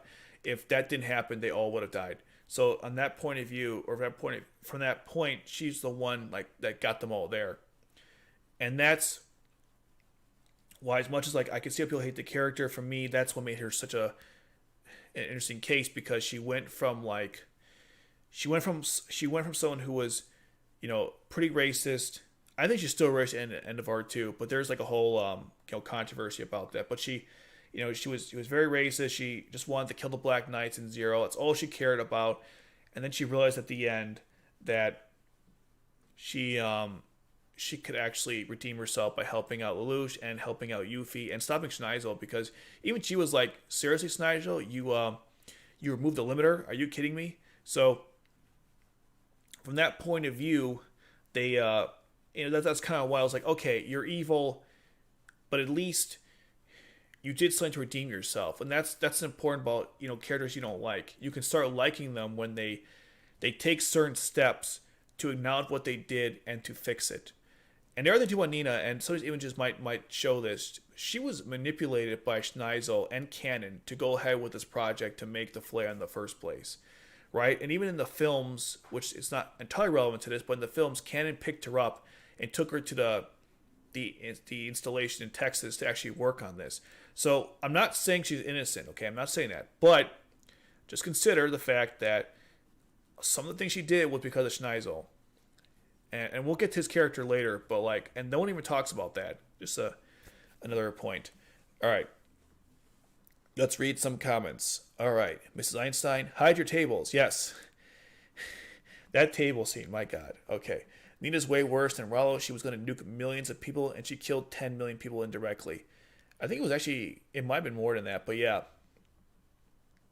Well, she did, Suzaku did, Schneisel did, right? I mean, everyone, that's the thing about, I don't want to do the whole, like, you know, who broke the dam or I'm Spartacus, but like, when it comes out who killed those people, it was a team effort. Everyone did their share. Like Schneisel, obviously he funded the project. He got Nina to do this. Suzaku actually fired it. So it was a team effort. They all worked together on it. I felt sorry for Zaku. His mind was controlled by the Geass to fire the nuke that Nina made. All the guilt made Zaku break down when he laughed afterwards. Yeah, and that scene, by the way, when Zaku laughed, that was one of the best scenes in R2. Like, he just lost his mind. It was amazing. Oh my God, I love that scene. Yeah, and Zaku, like, he broke. That whole thing broke him. He's like, I was trying to save innocent people. I can't do that anymore, so now I'm going to have to do things the hard way. I'm going to have to, I guess I have to kill people now. I try it the other way, it doesn't work. I will never get the change I want. I must just go in there and do it the old-fashioned way. So yeah, the Geass thing was just the worst. I think it's interesting that Suzaku, Nina, and Lelouch are all playing responsible for the flats going off in Tokyo. Yeah. Yeah, they're all responsible for it too. I mean, Lelouch's Geass, Suzaku obviously firing it, and Nina making the bomb. And that's the thing that people have to understand. Like, it was a team effort. Everything had, like, it was a perfect storm. Sorry about that. It was a perfect storm to have everything happen. So that's why I don't try to blame Nina for that. And by the way, Nina wasn't like, I should mention this too, like early on in R2, she was really nasty to like, especially Millie and even Kallen. Like, she was just really, wow. What she told Millie was both really rude, but also very true. So I know some people didn't like what she said to Millie, but I mean, there was some truth to that. A little mean though. I guess I always feel like Nina was always that aggressive in real life, or not real life, but in like the series. But when R1, she was more reserved and laid back. I guess Schneisel brought the worst out of her, or was like, you know, just be yourself. And I'm like, I don't know if that was the best approach. But anyways, next comment. F for the table scene. Stalker to Yuffie gone crazy, wanted to kill Zero even if her own people died in her. Yeah, F for her insanity, wanted to kill Lelouch during the Chinese Federation, F the F.L.E.I.J.A. Yeah, look, I get it. No, Nina is all kinds of crazy. I don't blame people for hating her. I'm not even saying you have to like her. I don't like her either, but like, she was mostly bad with what she did, but the end is kind of what helped me at least not completely hate the character. I never hate her. She was supposed to represent the racism that Britannia spawns. That's true. It's a good video from Kato that talks about that as well. Except her case was more based on fear and discrimination. Yeah, there was some superiority, but it was more fear-based. That's true. Sorry about that. It was a difference between theory and reality. It was all theoretical, but setting the list of the names. Yeah, exactly. Right, and that was the Manhattan Project, right. What did Oppenheimer say? I had become death. That's what Nina basically realized. Yeah, exactly. It was all just numbers and theories, and when it actually happened, she's like, oh my God, I really killed 10 million people. That's the point. After time bomb was used, yep, that's right. I've never understood the need to put the table scene in the anime. Seriously, did anyone have a good reason? The reason, I mentioned this in my video about Nina, but the reason why it's there is because they wanted to show how much this character was in love with Yuffie. It wasn't a simple crush. It wasn't like, oh, you know, she's kind of nice. No, she was attracted to her sexually. That was the purpose of that scene, as far as I understand it correctly. It was to show like how far this obsession was going. That was the point of it. Doesn't mean they had to do it. I don't know, but that was why they had it there. It was to show how obsessed this woman was over Yuffie. Schneider was going to kill something like 2 billion people, and he was the biggest psycho in the series. Yeah, Schneider was insane. In fact, we'll get to him in a little bit, but one thing that's funny about him is that he said when everyone was being killed in the massacre of the Special Administrative Zone, he's like, what madness is this? And I kept thinking to myself, are you serious? You, the person who's going to kill billions of people, thought that was bad? Yeah, Schneider lost his darn mind towards the end. It's ironic because Suzaku cared most about life, yet he killed 10 million people. Kind of shocked initially when he killed so many Britannian knights when he was joining Lelouch. Well, see, at that point, in that, here's the thing though. When Suzaku helped Lelouch kill lots of people, and by the way, that's a good point, and I thought about it too when I was watching it.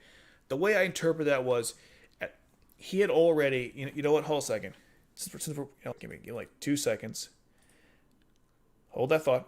Okay, because we're already transitioning. So I planned it out pretty well there. Let me get rid of this one, and bam. Okay. Okay.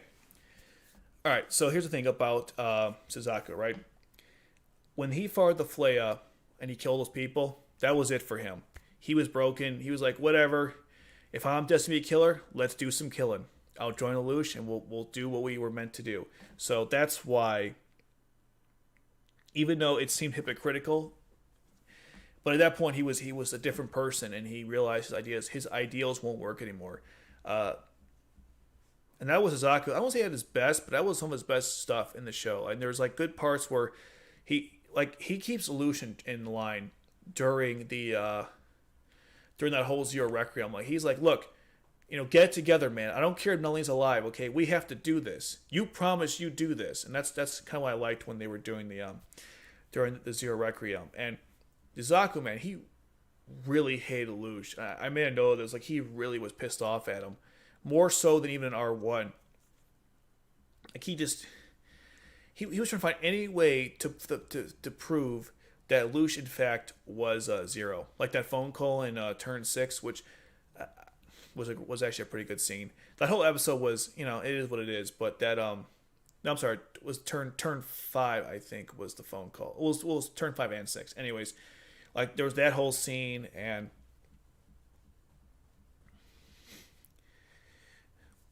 yeah, the whole thing with like Suzaku, like Suzaku was convinced the whole time that Lelouch obviously was Zero. It wasn't somebody else. And when eventually like the whole betrayal happened, he was really angry with him. And they had a really good talk in turn 17 about like working together and stuff. And Suzaku even then like was willing to work with him to like fix everything. He was totally willing to do that to save Nunnally, which is the only thing I think kept them together during that part. And on some level, he wanted Lelouch to fix everything. Like he was telling him, like, look, if you are lying, keep the lie going, which was pretty good. I mean, like there was a lot of they had a lot of good back and forth. I like how Suzaku made his plans more apparent in this show. Like in the first series, he wanted to gain some power and go up, but here they made it very clear he wanted to become Knight of One. A Knight of One gets their own country. He wanted Japan, and he was going to rule that at some point. So that was like why I like they made his goals were more. That's why I liked him more here, because his goals were more stated in what he was trying to do, and he actually does accomplish a lot of things besides helping Lelouch in the end. Like he saved 1 million people in turn 8 by letting them all go to the island when Alicia was going to kill all of them, which thankfully doesn't happen. Let's see. Let's talk about him. So we were talking about the flare firing scene. One thing that's good to know is that he actually was never going to use it, and he was actually going to die at the hands of Kallen, who was going to defeat him. So he was willing to die at that point. As C2 said, like we're both similar in that we both want to die, but we can't, and that was what I liked about man, and that's what I liked about that whole situation with Suzaku working with Lelouch. He also gets a sword fight too with Bismarck. It was kind of random, but that was kind of interesting. And Bismarck's sword too. Like, what the hell was that? That was gigantic, almost comically large. But so that was an interesting thing. Suzaku pretty much betrayed everybody at one point in R2, right? He betrayed Lelouch, he betrayed the Black Knights. Not the Black Knights, I'm sorry, the Knights of the Round. I like when Bismarck said, like, you're like you just betray everybody. What a surprise that is. So that was kind of interesting. Other things about Suzaku I wanted to mention. That's kind of like those are the main points I wanted to mention. Like, he had a really good redemption arc. Kind of like Nina, they both were hated by the fans. Probably still are, but Suzaku was willing to let things go and work with Lelouch at the end to accomplish a goal. And people are not entirely sure why. I think it was because he wanted to, Lelouch to make up for what he did. And I believe Lelouch said he was going to erase the memories of Princess Massacre, and that's why he worked with him, among other reasons. But that was one of the reasons why. His landslide Albion was pretty cool too. I'll get to that. I'll get to that, of course, later. And there's that. I'm trying to think what else. He went back to school. That was kind of weird. In the new films, he doesn't actually go back to school. He stays in the EU the whole time. So him going back to school was, I don't know, like, people complained about that part about the show, but he's never there much anyways. In general, like, not even just in R2, but Suzaku was like never in like school. He's always on missions. So I don't know why that was ever a problem. But I remember hearing a complaint about that. And then, of course, Suzaku taking the mantle of Zero at the end, which was, a good part about his character. All right, let's take a look at some comments real quick. Let's see. I never trusted Schneider in the first season. I was like, okay, he seemed nice. Ending of the season 1, okay. And then your weird middle season 2 and ending, knew you were crazy. Yeah, Schneider was insane. I think Schneider kills only if there's a reason. He thought that the Yuffie's killing were pointless and served no purpose. Yeah, I guess so. In his mind, killing 2 billion was worth it. Yeah, look, Schneider was convinced of his insanity. That's very true. Yeah, I don't understand why he made that face. Yeah, I don't know. It was just weird. Like, Schneider was like, oh my god, what's happening? I'm like, dude, seriously? He was also probably shocked that it was Yuffie who ordered it and was not another sibling who he probably never thought Yuffie would do that. Yeah, that could be too. I mean, he liked Yuffie a lot. There's actually a scene in there was a scene in the new films. It's not in the R2, but a scene in the new films where Schneider says, like, I'm gonna let Suzaku, go after betraying them in the Kamino Island incident, and he's like, kind of like Yuffie, and I didn't want to upset her or something. So that's a good point. Okay. I do wonder how he felt towards Lelouch when he killed him. I feel like he fully understood, but I think he forgave him later. I didn't wonder how he felt towards Lelouch when he killed him. Well, in the new film, Suzaku beat the crap out of him when he came back to life, so I think that indicates how he felt about him. He was still pissed, but I think he oddly forgave him. Even Akito, the exile, he admits he doesn't want to fight. Yeah, that was so weird because during that OVA, the end, he's like, let's go save Nunnally. And I'm like, why did that not happen in like R2? It was just kind of weird. They threw it in there, but it never went anywhere. It was kind of a strange point. I think it was like, who would drop his guard against a man who constantly betrays all those who trust himself? Yeah, that's probably the quote. Yeah. Thank you, Crimson King. Did Suzaku love Lelouch? Like, as a brother? Probably. At one point. As like, romantically? No, I don't think so. I find it ironic that Bismarck was the only one to recognize that Suzaku's strength came from his kindness and felt that there was nothing but a beast. Yeah, Bismarck, surprisingly, actually had a lot of deep ideas in the show. They don't really develop him much, and we'll get to that later, but yeah, that's a good point. Besides Yuffie, Suzaku never had any romantic love interests. I loved the scene where Arthur the cat saved him from being shot. Yeah. Arthur definitely was an important part of the story, for better or for worse. I kind of discussed Suzaku quite a lot, so let's move on to the next topic. But yeah, just I guess summarize Suzaku in like one sentence here. I mean, he started hanging Lelouch and eventually forgave And then she agreed to work with him as part of their Requiem, and he had a big fall from grace. He was working so hard to get to the top, living by his ideals, and then once the F.L.E.I.J.A happened, he no longer could, and eventually, went back to had to join Lelouch. Oh God, don't bring up DX. I don't even want to. I have a whole story about that. I'm not even going to bring it up here, but yeah, DX is just. God, I don't even know. I don't want to go there. All right, let's talk about something that's a little controversial, and I personally couldn't stand this aspect of the show. And 1 second. Okay, they got them all there. Okay, and that was the fan service. And my God, they, I understand that. Okay. Here he'll say about the fan circle. One quick thing. DX. One thing about DX. DX is a channel on YouTube. He made a video called "Anime I F and Hate," and one that was about Code Geass, and it was a very big nitpick of the series, and it wasn't well done. Like, there were a lot of parts he was right on, and a lot of parts he was not right on, and it wasn't really consistent. And man, I don't know if it's even worth discussing that. That channel or that video at this moment, but that's what it was. It was like a critique he made about Code Geass a long time ago. All right, anyways, let's talk about this. So the fan service, from reading comments and going online, people either love it or hate it. And R1, like, I thought had a pretty good balance. R2, it went the next level.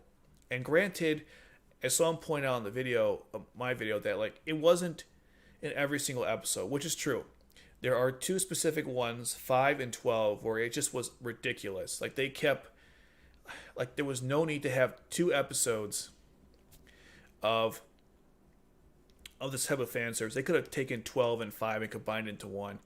And those 2 episodes, like, the amount of fan service in 5 and 12, I think, was more than like all of R1 combined. It was ridiculous, and they just kept having more and more scenes that were just totally unnecessary. And I want to make something clear, okay? Because someone made a comment about this, and I think it's worth mentioning that I'm not saying that Code Geass is a show about mecha and fan service, right? I'm not even suggesting that. Like, the fan service to me is a whole another element to the story, but there's way more than that going on. And I know some people might think, oh, because there's fan service, I won't watch it, which is their loss, by the way. I'll just say skip 5 and 12, or don't watch all of 5 and 12, I would say.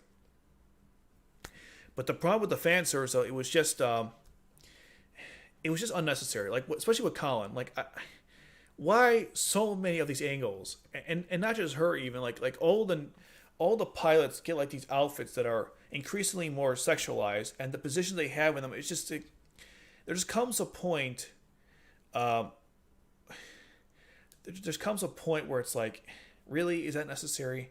I eventually ignored it, and I just don't care anymore. But there's just certain scenes I'm like, come on. And I mentioned before about Cornelia, because that one was the worst, because her outfit, like I mentioned, R1 was like, it was very dignified. It was, that character in general was very dignified in the first series. There's not even much fan service in general. And then R2, they just went the next level with her character, and that was why I just couldn't take that, because at least with the other characters, okay, we established we're going to show them in certain scenes. Cornelia, it was like, okay, whatever, it's there.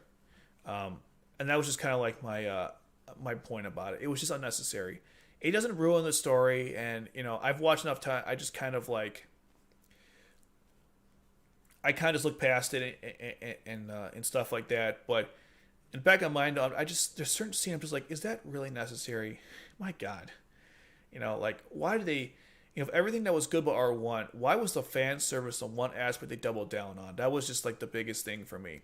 But I get some Code Geass appeals to different masses, and some people love this stuff, and that's fine. Unlike other people, I won't say names, I'm not judging you for liking the fan service. I think at some level it's fine. There were some parts I'm like the one that's going to pass by here in a couple seconds, where it shows Kallen on like a stretcher. I'm like, I think it was a stretcher or a wood plank. I'm like, come on, really? What is that? It was just kind of garbage to me. and that's really kind of all that's the problem I didn't like about it. It was just you got these characters who you didn't normally sexualize, and you go to this level. In some cases, these are high school children or high school age, which is I'm maybe when I first watched Code Geass, I was in my 20s, so I was like, okay, in that level, it's fine, whatever. But now that I'm like almost 30, I can't watch this stuff. It's I can't watch most high school anime in general because of stuff like this. But this show in particular, man, it got really egregious. And at least with Cornelia, Nagisa, and Cecile, they're like in their mid-20s. So at least that's fine. But Kallen is not. Oh, and of course C2 is like 700. But like Kallen is like 17, 18. And Millie is 19 because she graduated 1 year later.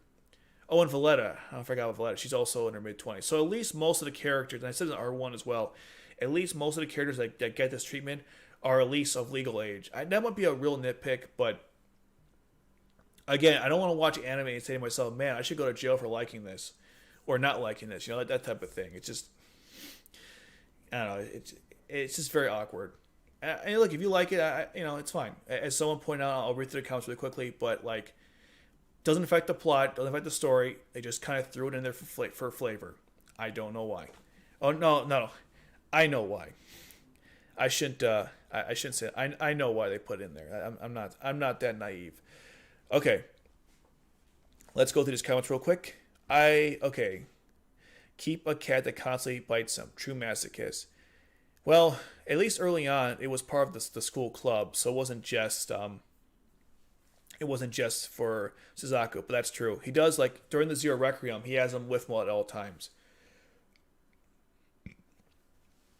So that's true. Okay.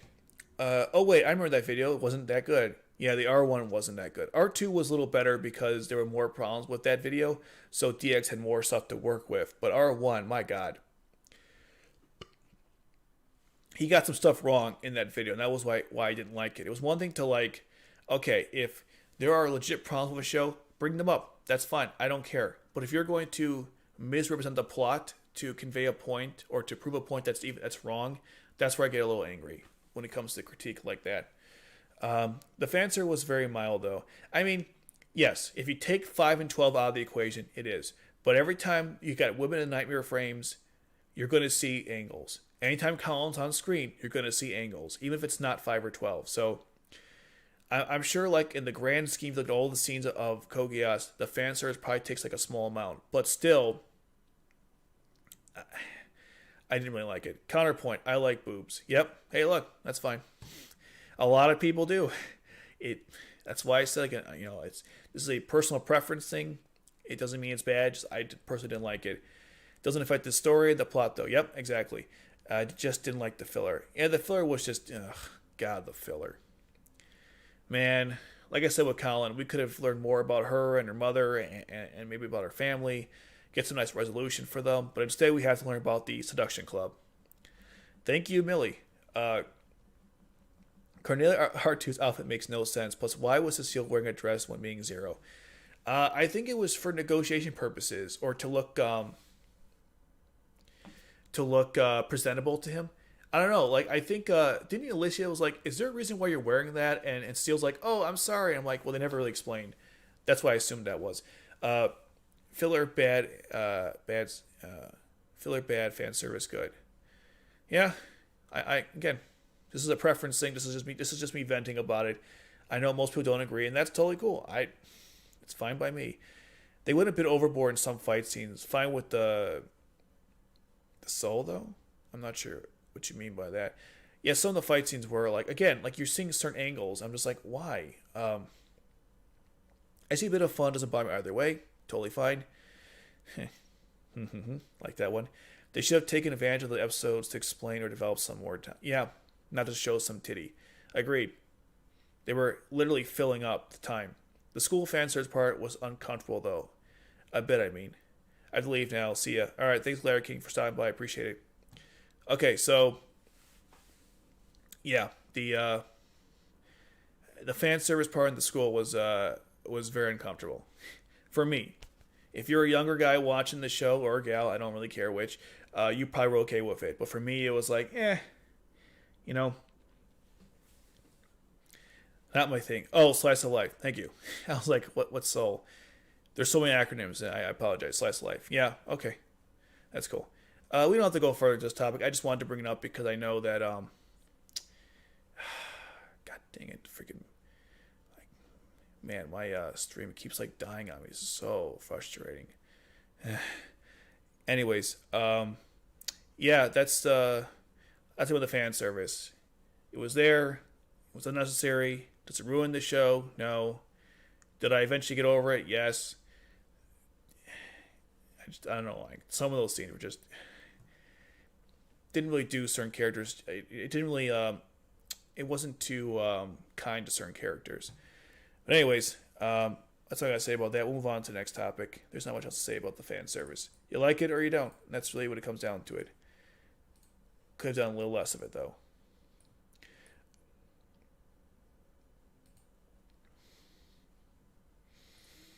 Okay, let's move on to. This is more of a random topic. We don't have to go too far into this one, but just something I wanted to bring up, and that's the shonen stuff in Code Geass. So I don't. No one knows for sure if Code Geass is even a shonen anime to begin with, but there were some like weird things they were doing in this show that were very like typical shonen stuff. For example, there's a scene when Toto was fighting Suzaku, and he's like Shadow Longsword. Like he actually calls out his attack, which was just so weird. And then there's a part where Rolo's like, freeze time, whatever. It was just all these random scenes where the character were shouting out their abilities. And I guess the reason why I thought it was weird was because we didn't see that in R1. Like there were some shonen elements in R1, but this show like just went the full out with it, and that was why I was kind of like, okay, that's kind of weird. I don't hate it. It was just like a little cringy. Specifically, that scene where when after the was it D-Tard, he was like, we got the Chinese people on our side. This was the resistance or the reinforcement we needed, and then you see like Nagisa and C2 saying, now we'll take the fight to them or something. I was like, this is just getting really cringy. That whole like some of those battle sequences were really odd. I don't even mind the beam struggle. A lot of people thought that was stupid, which is fine. I mean, it's very Dragon Ball Z like, but just characters showing their techniques in a show where they never explained that ever being necessary was kind of odd, especially when you can't even hear them. Like for example, the Zangetsu. And there's also a part where I think it's in one of the images here, where Asahina's like roll over, hook something technique, and I'm like, what? It was just really odd. I'm not even getting shonen. I like shonen anime a lot. It was just some kind of like they really doubled down some of on the shonen stuff in this show. It was just kind of it was really out of place. Like for some reason, like if I watch Bleach and they shout their techniques and stuff, I'm totally fine with it because they've already established they do that sort of thing. But Kogi has to go from like a pretty serious military anime to having characters saying Shadow Longsword or freeze time or cool underhit technique. I'm like, what? It was just, or the one where Bismarck's like, I have the power to stop time, or no, I can see into the future. I'm like, what? Why did they go that route with the show? It was just really bizarre to me. It's a very random point, but I was watching. I'm like, okay, that's kind of weird. But yeah, that's the thing I'll mention about like the shonen stuff. Because some people complained it was kind of cringy or it wasn't good. I mean, I ignored it, but there's just certain parts where characters shout their techniques, and I was like, all right, that's kind of weird, but I guess we're combining like every genre in this show. Okay, let's read some comments real quick. The Pizza Club made more sense than the Seduction Club. Yep, very true. R2 went weird about it. Yep, the fan service was very weird. With R1, it felt more standard, felt a fan service. Yeah, R1, like as much as I complain about the fan service in that show, at least it worked for the most part. It wasn't too over the top. Even with stuff with Kallen, it was like, okay, this is tolerable. R2 is like, let's take that and just go to the next level. And that's where I got like a little annoyed by it. I mean, Gundam is a shonen. Are you asking a question or are you saying it is? I think Gundam's a shonen. Shonen's kind of weird because depending on who you ask, there's no definitive answer what it means. Some people say it's the age group between like teenagers. Some people say it has to be in the Shonen magazine. For example, Claymore is a shonen, even though it's about grown women fighting Yoma, and then like Ancient Magnus Bride or Mage's Bride is a shonen, but it stars a female character who's like 15. So I think it's more about it being in the magazine than actually being the age thing, which is why it's so kind of weird how that all works. Um, the name Shadow Longsword, what she said. Yeah, right. That's what Nagisa wants to hear at some point. It kind of reminded me of Power Ranger at the time.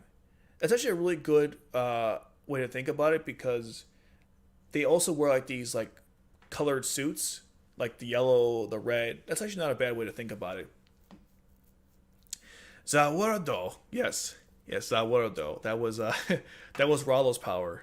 Well, to some extent, Zawardo. Yeah, I actually just watched. I watched JoJo last year, and I got through. The first two parts, basically the first season. So that was what's it called? Blood something, and then Battle Tendencies, and I finished Star Wars Crusaders. I'm kind of on Diamonds Are Unbreakable right now. I'm having a difficulty dealing with the shifts in like art design.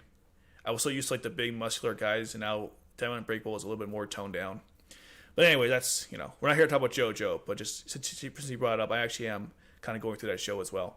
And a mix of different almost every genre, yeah, and that's a good point, Klaus. And that's one of the issues with Code Geass in general is that like they try to appeal to like every single I guess group of people because they had fan service, they had mecha, they had shonen elements, they had a bit of romance, a little bit of violence, like bloody violence. They kind of tried to do different things to appeal to different audience members. That's very true.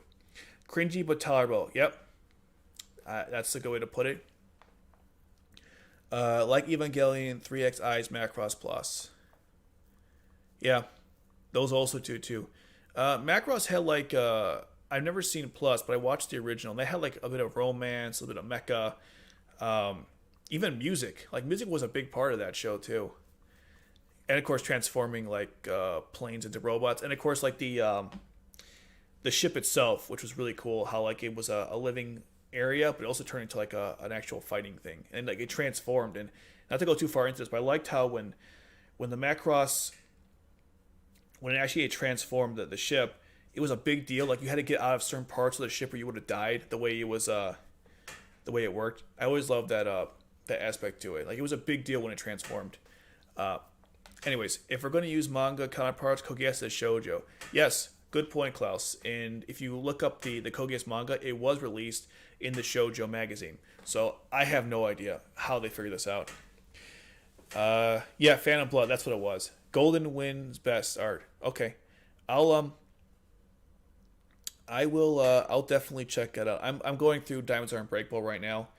I like Jotaro a lot in that show. Unfortunately, he's not the main character now. It's Josuke. I don't hate Josuke, but like Jotaro is so cool with that white outfit. That to go from like it's I can't win, right? I didn't like him so much in Star Wars Crusaders, but I like him in Diamonds Are Unbreakable. But now in Diamonds Are Unbreakable, he's not the main character. You can't always get what you want. It would be nowhere as popular than to be honest. Yeah, it's true. Like if they didn't have all these different genres in Code Geass, it probably wouldn't have been as successful as it was. So that's a good point. Look, they took some risks, and they took some risk with the story. Not even risk. They actually, I should be more clear. They played it safe, actually, probably too safe on some level. But hey, look, it worked. It's memorable, and the good parts of Code Geass are excellent. The bad stuff is what it is, and that's just kind of how that goes. And what I just said right there was absolutely. I don't know what I just said. That was stupid. But yeah, that's JoJo for you. That's JoJo for you. Yeah. You can't get attached to any of the characters because they move on so quickly. I mean, Jonathan got 13 episodes, and then he was gone. I was like, really? That's it? and then Joseph, like they went from like 18 to 40, but Jotaro you get 18, 29, and 40. I don't know. There's no justice. And by the way, I'm hoping they animate that part soon because I'm really curious about that. But anyways, again, we're not talking about we're not talking about 9 episodes. Wow, you know your stuff, dude. It was 9. You're right. It was 9 episodes. He got like basically no time. Okay, but anyways, we're not here to talk about JoJo. Let's talk about the next topic, which is similar, but more specifically, the nightmare frames. So one thing Code Geass did with the nightmare frames that they 1 second, get my notes out here. Okay, the nightmare frames were really well developed. They went from like the standard Glasgow Sutherlands to actually giving each one like a unique style. Basically, there were so many 7th generation nightmare frames. They were all well designed. They were all interesting. I was curious about like how they worked, and it was also fascinating too. Like if you paid attention to each one, you can see like how they were built on each other. Like the Akatsuki's had elements of the Gekka and also the Gurren, and so did the Zangetsu, and even like the Lancelot variants and the Vincent, which is the thing that that Rolo pilots. Oh, we got a blank screen here. Okay, the thing that the Rolo pilots was actually based on the Lancelot. So with all those in mind, that's what I really liked about it, because some people complain like the mechas were, or the nightmare frames were, they were kind of lazy or in there, but there actually was. If you paid attention, they were like developing them over time and explaining how, like, you know, they use this to build that, you know, and there were certain technologies you were seeing, like the radiant wave surger being used on like everything, like the Zangetsu, for example. They even had, I think it was the Command Akatsuki's that like the what's it called, the Holy Swords had, that fired like radiant wave missiles, which was so cool. Like it impacted something, and then it actually caused it within that area, which was kind of cool. So it was really cool how they, sorry, it was amazing how they developed it over time. That's what I liked about the nightmare frames. It was a nice little like details if you pay attention how they were slowly upping it as they went. That's what I liked about them. You know, we went from like a simple float system to like the wings that they used for you know, the nightmare frames, like the Gurren, of course, the Lancelot, even the basic Katsuki's. It was just cool how like none of them could go in the air, right? It was a big deal when like the game went. Like remember when Kallen was like, "Oh my God, we're flying," which was like, "Yeah, we're flying." And then, you know, Suzaku got a float system, and then before you know it, like you had the Mordred had something, and then the what's it called? The Tristan had one, right? And then all of a sudden, everyone had a float system, and then they had the wings for the Lancelot and the Gurren. So I just liked how that all developed. Like the technology was subtle, but they were constantly evolving it throughout the series. It was very rewarding. That's why I love that. And of course, the nightmare frames in general were well designed. They're all so cool. Especially the Knights of the Round. Like they did a good job with the they did a really good job with all the different ones to make them all look unique. And I think in some way they also resembled their like personalities too. Like the Mordred is kind of small, but it packs a lot, kind of like Anya too, like her attitude and stuff. Kind of quiet, but like really powerful. And then like Bradley is just like sinister looking with like the blades coming out, and like it looks evil. And Bradley was, you know, he was kind of evil. And Galahad had like this massive sword, which makes sense because so did Bismarck in actually the show. So they actually did a good job. I can't talk about Monica's or Dorothea's because we don't know what it looks like. In the manga, there's a picture of it for Oz the Reflection, but beyond that, we don't know, which is really depressing.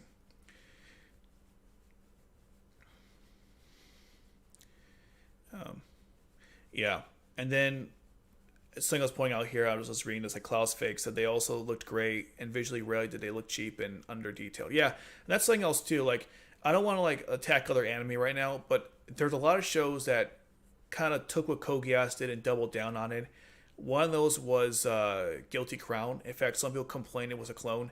Not going to discuss that in this video, but my critique about that show, among other things, was like how their mechas were really cheap. And in fact, many mechas nowadays are like too CGI'd. And with Code Geass, they did a really good job detailing, especially the Vincent. There's like a scene where you see the Vincent, and I think it was it turn 3 or 4? It's just sitting there. No one's even piloting it, and it just, wow. The detail they put into that nightmare frame was incredible.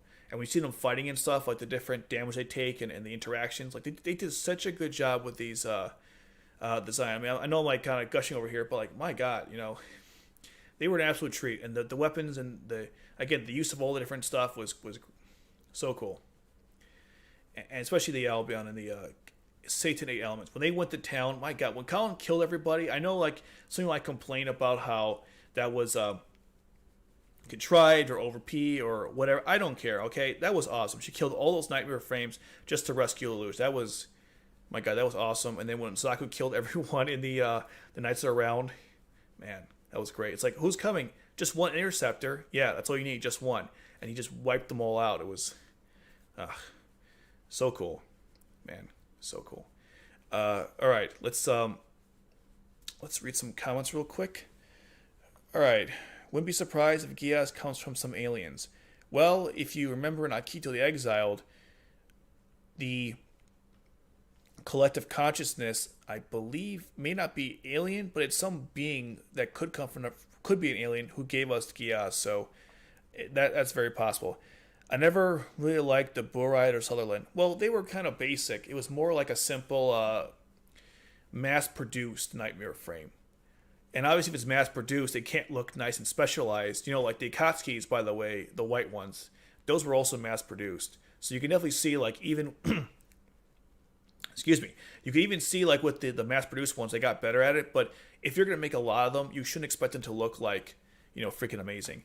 I love the gay one. Yeah, the gay one was cool. The Zerefs, which were they were based on them, they were all right. The gay one had, like, so much... man. The gay one had, like...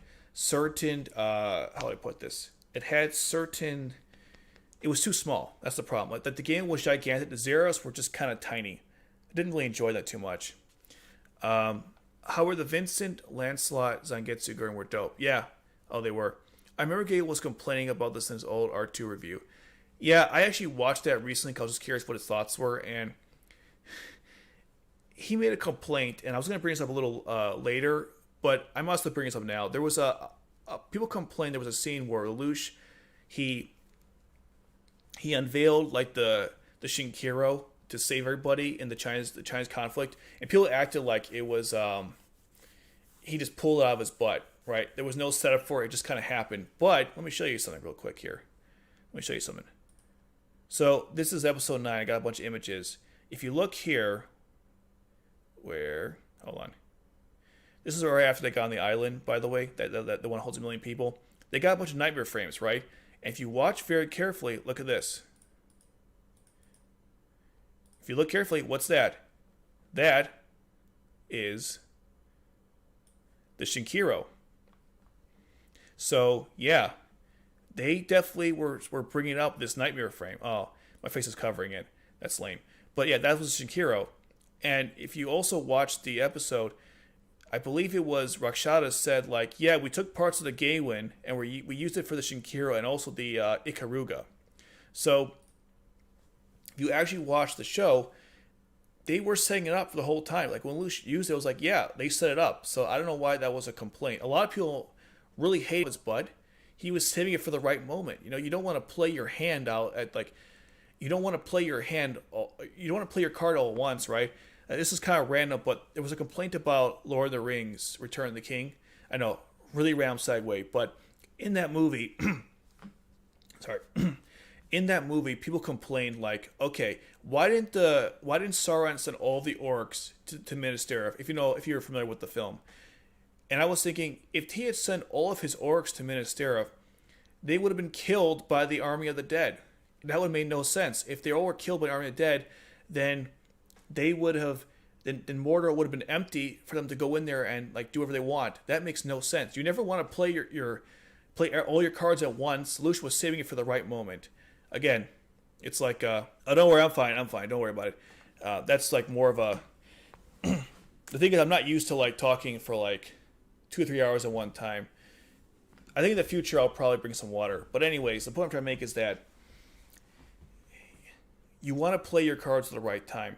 That was the that's why I was like, why is that even a complaint? Yeah, don't get me started on the Eagles. That complaint hold no water. Oh my god, if you guys have you guys heard of a channel called Brotherhood Workshop? They do like funny Lego skits. There was one where it showed them trying to fly the Eagles, and they all got like taken out by arrows. And the end it said like, Eagles don't solve everything. So, yeah. Oh, I know. Like people complain about that stuff. It's just so stupid. I just wanted to bring up the whole thing about the Shinkiro because they did set that up. Okay. And not only they set it up too, but they even mentioned its name. You know, sometimes they'll say like, that's the thing we're going to use later, or don't worry about this. They actually even said its name too, so that was kind of weird in my opinion. How like, oh, they didn't set up. No, they did. They totally did. Okay. That was a very long tangent. I do apologize. Lanza was the best design in my opinion, especially with the wing. Yeah, Lanza was pretty cool. I made a list about my favorite Nightmare frames. I didn't put it on there, so I apologize, but I never... Between that and the Gurren, I always liked the Gurren more. But yeah, the Lanza's always been like an iconic Nightmare frame. I might change that list at some point to add it. Maybe at some point. The Burai. Yeah, those were cool. Cheap, mass produced, but they always have a special place in my heart. They always looked great. Visual area and cheap. Yep, mentioned that one. Personally, my favorite would have been the Game One. I wish it was combat type Nightmare frame. It had good speed like the Gurren Lancer events. Yeah, the Game One was it was more of like just a gigantic. It was more of a gigantic just power Nightmare frame. It didn't actually have any. Sorry, 1 second. My thing's running out of juice. Give me a second here. Okay, there we go. Got it. Okay. It was more designed for like long range combat. It wasn't like so much for hand to hand combat. That's why a Gloucester, which was a 5th generation Nightmare frame, defeated it with ease. But yeah, no one could draw mechas these days. Oh, hold on, actually, I missed like 2. The animation was considered good. There was no drop in quality. No, there actually wasn't. I was very surprised about that. Even like close-ups. Heck, you're looking at the pictures right now. They all look amazing. No one can draw mechas these days. Oh, they can. They just choose not to. CGI. The CGI is the problem. They rely heavily too much on it. Even with Akira the Exile, which someone just mentioned, the bottom or the next one. In that one, they dropped the ball with the CGI in that was unnecessary. It ruined all the Nightmare frames. Aside from like the Lancelot, most of them looked like crap. So when you actually get to draw it, it's much better. So I agree. No one knows how to draw Nightmare frames, or more importantly, people just don't want to. I feel it's similar with Aldina Zero. I've not seen Aldina Zero. I definitely, it's on my list. I have like a huge list of anime. I think it's like over 400. I definitely want to watch that. So good for bringing that up. The Lancer should have won against the Gurren. I think the name for that. Yep. It's hard to say because like didn't the Gurren had better specs, but Suzaku had the Geass power to live. So who would have won? I don't know. I do think that Suzaku's death was staged, so you might be completely right about that. All right, next point. For some reason, people seem to have the misconception that just because the nightmares are strong, there can't be strategy, and I really disagree with that. Oh, we'll get to that soon. Don't worry. We'll get to that part. The Akatsuki was awesome. Yeah, those nightmare frames were so cool. Especially as, again, they fired these missiles that hit a target, and then it just causes the ray wave surge to actually explode like the target itself. They don't use it much, which was depressing. But man, when they did, though, it was really cool. Shout out to designer Akiman Street Fighter 2 Turn A Gundam character design for design nightmare frames. Yeah, did a good job. A mecha out of his butt. Yeah, it wasn't. Completely wasn't. I never noticed that. Yeah, look, I mean, Code Geass, and I'll mention this when I do the Nunnery video about the F.L.E.I.J.A warhead, but in Code Geass, they do a good job of like hinting stuff. They don't always explain every single thing to you. I know some people, I don't think anyone here, but some people are like, oh my god, if it doesn't spoon feed everything to me, this show is the worst. I hate it. But if you just pay attention, you go through it, you'll notice there are little subtle hints to certain parts of the series. So that's why I wish people would be a little more patient. If you're going to criticize a show, just first, take a breath, watch it, and then criticize. Because I know some people are like, oh my god, why is that there? And this, they're like, they explain it, okay? They actually explain it. Alright, don't get me started on the whole Eagles thing. Yep, I love Lord of the Rings, but that's a whole other thing. That's my issue with people in general when they complain about ass pulls and plot holes in the show. It's just people not paying attention. Exactly. The Alexander were awesome on Akito. Yeah, they were cool. And so was the Versatrox. I can't pronounce it. But yeah, they were cool. I love the fact they transformed. Just why the heavy CGI? I don't know. No, the Alexander were awesome. Don't get me wrong. That was in that one. Also, the fact that Lelouch wouldn't have his own Nightmare Frame ready to go at any time. Yeah, he wouldn't. Remember, he's on the Ikaruga the whole time. When would he have that going? That's another good point. Didn't even think about that. I mean, yeah, you can't have Lelouch always in the Nightmare Frame. Now, in certain key battles, he would be, but in this case, he's in the Ikaruga, so why would he be? And again, they were saving it for the right moment. There's nothing wrong with that. That made perfect sense to me. I hate CGI. Way prefer good animation hand-drawn over CGI. It looks so fake. Well, it depends. Like, in Attack on Titan, the CGI in that show is well done, right? And there are some shows that definitely do it right, even subtly in certain ways. It's just that when it's obvious, that's when it's like not good. Like in, for example, I hate to bring it up again, but Guilty Crown. The way they made the mechs in Guilty Crown were just, they were not, it was so obvious it was CGI. And there's a lot of shows like that where it's just, we can spot fakeness with ease in our eyes. And if you can mitigate it with your CGI, you're doing a good job. Like, again, I always think of Attack on Titan as like one of the best examples of using CGI in anime and getting it so right. Even Resurrection was using CGI. Yes, it was. And even that wasn't always good, or great, I should say. But at least with that, they still kept most of it was a better combination of hand-drawn and CGI. But yeah, even that was a little, sometimes that wasn't even good either, if we're being honest. But it was better than Akito. It's not an insult about today's artists and the actual reason why the CGI they use so much, at least the reason I've heard. It's not an insult about today's art, it's an actual reason why CGI. Wait, what do you mean? That's not an insult about today's artists. It's an actual reason why CGI is used so much, or at least that's the reason I've heard. I mean, look, it saves time. I get it. Like, if you want to save time to get the shows out, it makes sense. And CGI, again, when used correctly, it's a good tool. Just don't overdo it. CGI is a hit or miss with Akito. For me, the fight scenes were themselves amazing. Yes. The CGI impression, the CGI for, I was reading like the other comment, the impressions, but the CGI in Akito, yeah, it was. The fight scenes I mentioned in my video, yeah, they're really good.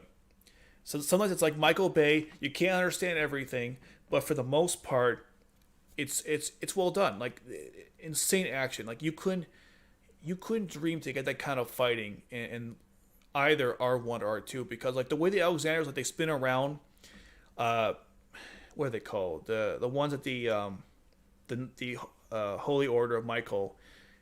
It was Sutherland's, but there was another one as well. But with those nightmare frames, you couldn't even dream to get that type of action with R1 and R2. You just couldn't get it, and that's why the fighting in Akito Exile was so good, because they were kind of jumping around, switching weapons, firing different angles. It was just nuts, especially that last part with the castle. It was basically the Shin versus Ashley versus Ryu versus Akito. That fight was crazy, and you could not have gotten anything close in R2. Even Kallen versus Suzaku, like, that was great in all their encounters, especially the last one in turn 25. But even that wasn't close to this level. So CGI, when done correctly, man, does it help. Nice DX impression. I mean, it's not hard to do a DX impression. His voice is like, I don't want to, I don't want to attack the guy personally because, well, I have reasons for that, but it's just, it's not even DX. It's just a lot of, remember in that video he made, he got like a lot of likes. I think it was like 5,000 likes or something and 6,000 dislikes. So a lot of people agreed with him, which means a lot of people share the same viewpoint that if it's not explained to me in the first 5-10 minutes of the show, it must be a plot hole. It must be terrible. Let's not wait, analyze, go on Wiki, go on Reddit, ask people for help, ask questions. Let's not do any of that. No, let's just assume if it's not explained the first 5 to 10 minutes, it must be a plot hole. Or worse, if I don't like it as a personal preference, therefore, it's bad. Which is not true. Like, as I said about the fan service, in my own opinion, I don't like it. It doesn't mean Code Geass is bad. Just a personal preference there. Hello, Sugar X Cookie. Bro Lelouch is the GOAT. Yes, he is, especially towards the end. Today's TV shows are garbage by comparison to Code Geass, Akira no Kill, or Black Lagoon. Black Lagoon was really good, man. I haven't actually watched Roberta's, is it called Barrage? Revenge? That OVA that comes after the first season. Is it called Barrage? I haven't seen that one yet. I want to watch it, though. I have, it's on my list. I noticed that when watching Code Geass for a second time, they definitely explain more things. I think that's what you were saying. Disagreeing, R0, AOT, Devilman Crybaby, and many more.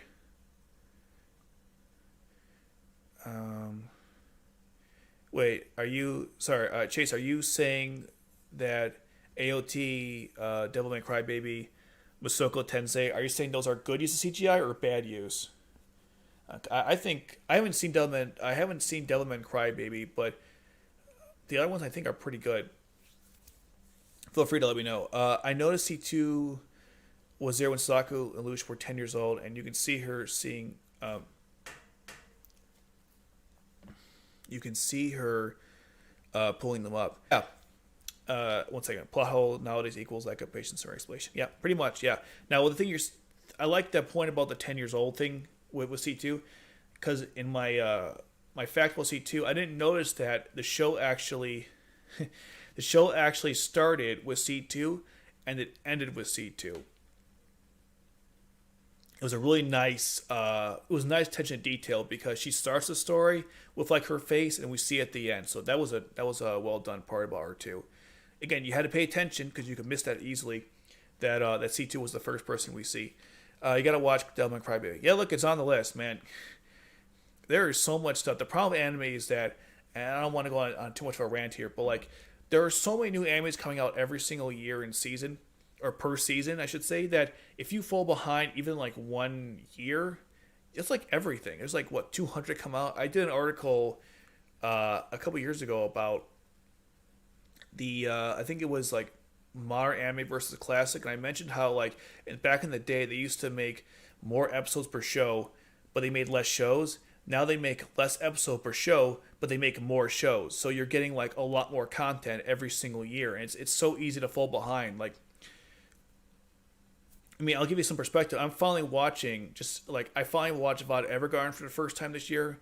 I'm going through Ancient Mage's Bride. I'm finally finishing Snow White with red hair. And those shows came out 2, 3, maybe even 4 years ago. So, God, just no time. It's a funny meme. It's stupid school interfering with, I think it's stupid schoolwork interfering with my anime watching. So, yeah, It's unfortunate, but that's what happens, right? Okay, because we were talking about it earlier, I want to actually segue to another topic, which is, and it's a little out of order what I planned, but we were talking about it anyway, so let's go into that, and that is, so the order's gonna be wrong, but I do apologize, but we were talking about it, so I wanted to get into it, which is, here it is. Give me a second here. We are now going to do, and that's the power creep and the tactics. Because as someone was pointing out, and a lot of people critique about R2, since we're talking about the nightmare frames, I thought it would be a good segue. But people complain that it's okay, R1 had tactics and R2 had no tactics. It was mostly whoever had the best nightmare frame won. And to some extent, there is some truth to that because there were scenes where Nightmare Frame like was literally the only thing that helped them win. For example, the Shenhu stopped everyone in turn 10. But I don't like this critique because it really underplays all the interesting strategies they had in R2. You can go to any of them, like when Lelouch kills Kalaris in the second episode, when Lelouch launches a land assault from the air, which was very creative. Even though turn 8 was kind of crazy and probably not realistic with having what was it, like a million people, right? But just the idea of it was interesting. The fact that Lelouch had the Geffen disturbers on the trains to stop everybody, or the frames. I think it was 5 and lower. The fact that he uses Geass and Guilford in case Suzaku betrayed him, stuff like that. Like there was a lot of really good strategies used, and I just don't like the fact that it was constantly, oh, where is the best Nightmare Frame, wins, and that's garbage. And someone pointed out interesting. Someone said something in my comments in the video. I think it was like how the technology, like how it evolved to the power creep. It wasn't that bad because that's kind of what happens in war, and I kind of agree. But at the same time, though, I remember when I first watched the show when I was like 20, and I was like, it's so cool that they gave all these, the weaker soldiers, these flying. I think it was either the. I'm trying to remember. I thought I wrote down what they were, but there was the Garifs and the Vincent Vards. The Vincent Vards, or is it War? I'm not sure. It's those blue ones that were like putting their hands in the air, like saying "All hail Lelouch," when he finally became emperor of the world, I should say. I guess that's what happened. He took over the world. Anyways, so those were like worthless, and so were the Garifs and the Akatskis. Like these were really powerful Nightmare Frames that could fly, and they had all these abilities. But because you had stuff like the Zangetsu and the Shenho and the Gurren, and of course the Tristan, Galahad, whatever one you want, whichever one it comes to mind, those Nightmare Frames didn't seem that useful. So if you want to say the power creep was kind of bad, yeah, but there were always tactics being used. Even the F.L.E.I.J.A was a tactic being used, and that was set up from early on in R2. They were working on that. So that's why I couldn't stand about that critique. I think if you're going to say that like there was no strategy or less and it was more focused on Nightmare Frames, I think you should watch the show again, because a lot of the brilliant stuff that happened in this show, including the Zero Requiem, by the way, that was all strategy and tactics. That was not. The Nightmare Frames were helpful, and they definitely played a role, but they weren't like the main parts of that. That's what I'm trying to say. Like, even how about when Lelouch, here's another example. Lelouch rescues everyone, all the prisoners in turn 4, and he did lore like he did in stage 24 or 23. So that was a Nightmare independent strategy that helped him win. And that's kind of the oh my god, no. This stream, man, every time. Why? Oh my god, get back. Man, I gotta look into why my stream keeps dying. Anyways, so I just noticed that was an unfair critique. There's even a part where like they were gonna go on land to rescue Kallen, and they got trapped by the sand, which S.E.I.T.E.N knew about. So there were a lot of very important strategic elements in the story that played a big role. So I don't like the fact that people don't acknowledge that. Even small things like when Lelouch, he had like a recorder, and he was aware of what the high units were saying, and he used that to get the whole the Chinese people to revolt against the government. And if you watch the show, there's constant conversation about like getting them on our side and doing things like that. So if you, like everything else I've been saying, if you take a step back and you actually go through the episodes, they do actually explain a lot of stuff with the tactics and strategy. It's just that it's so easy to look at something like a beam struggle between Shinkai and Kallen and be like, okay, that's all Code Geass became. And that's not true. I will say, though, that the power creep was a little ridiculous. But again, that's how technology works. Like even if you get people good stuff, if the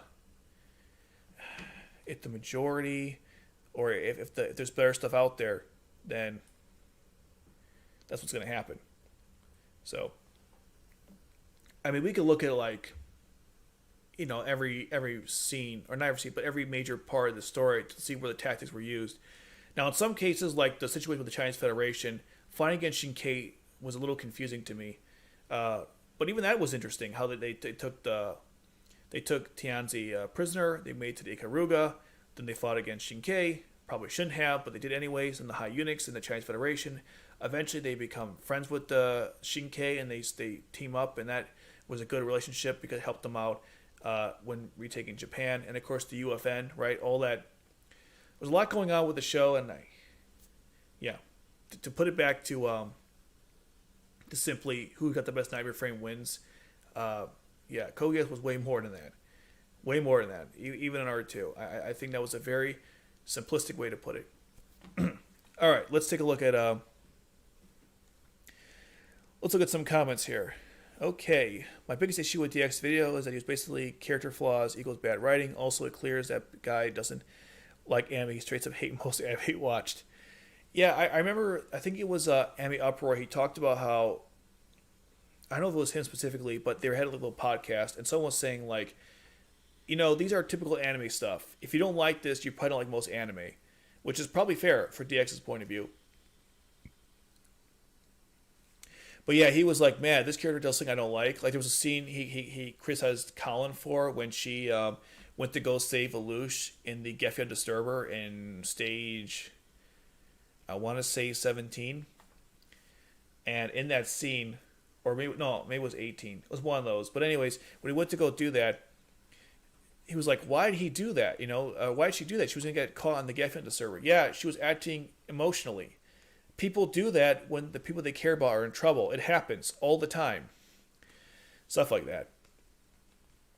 I'm on episode 16 of Gundam 079. Imagine how I feel when it comes to having a lot to watch.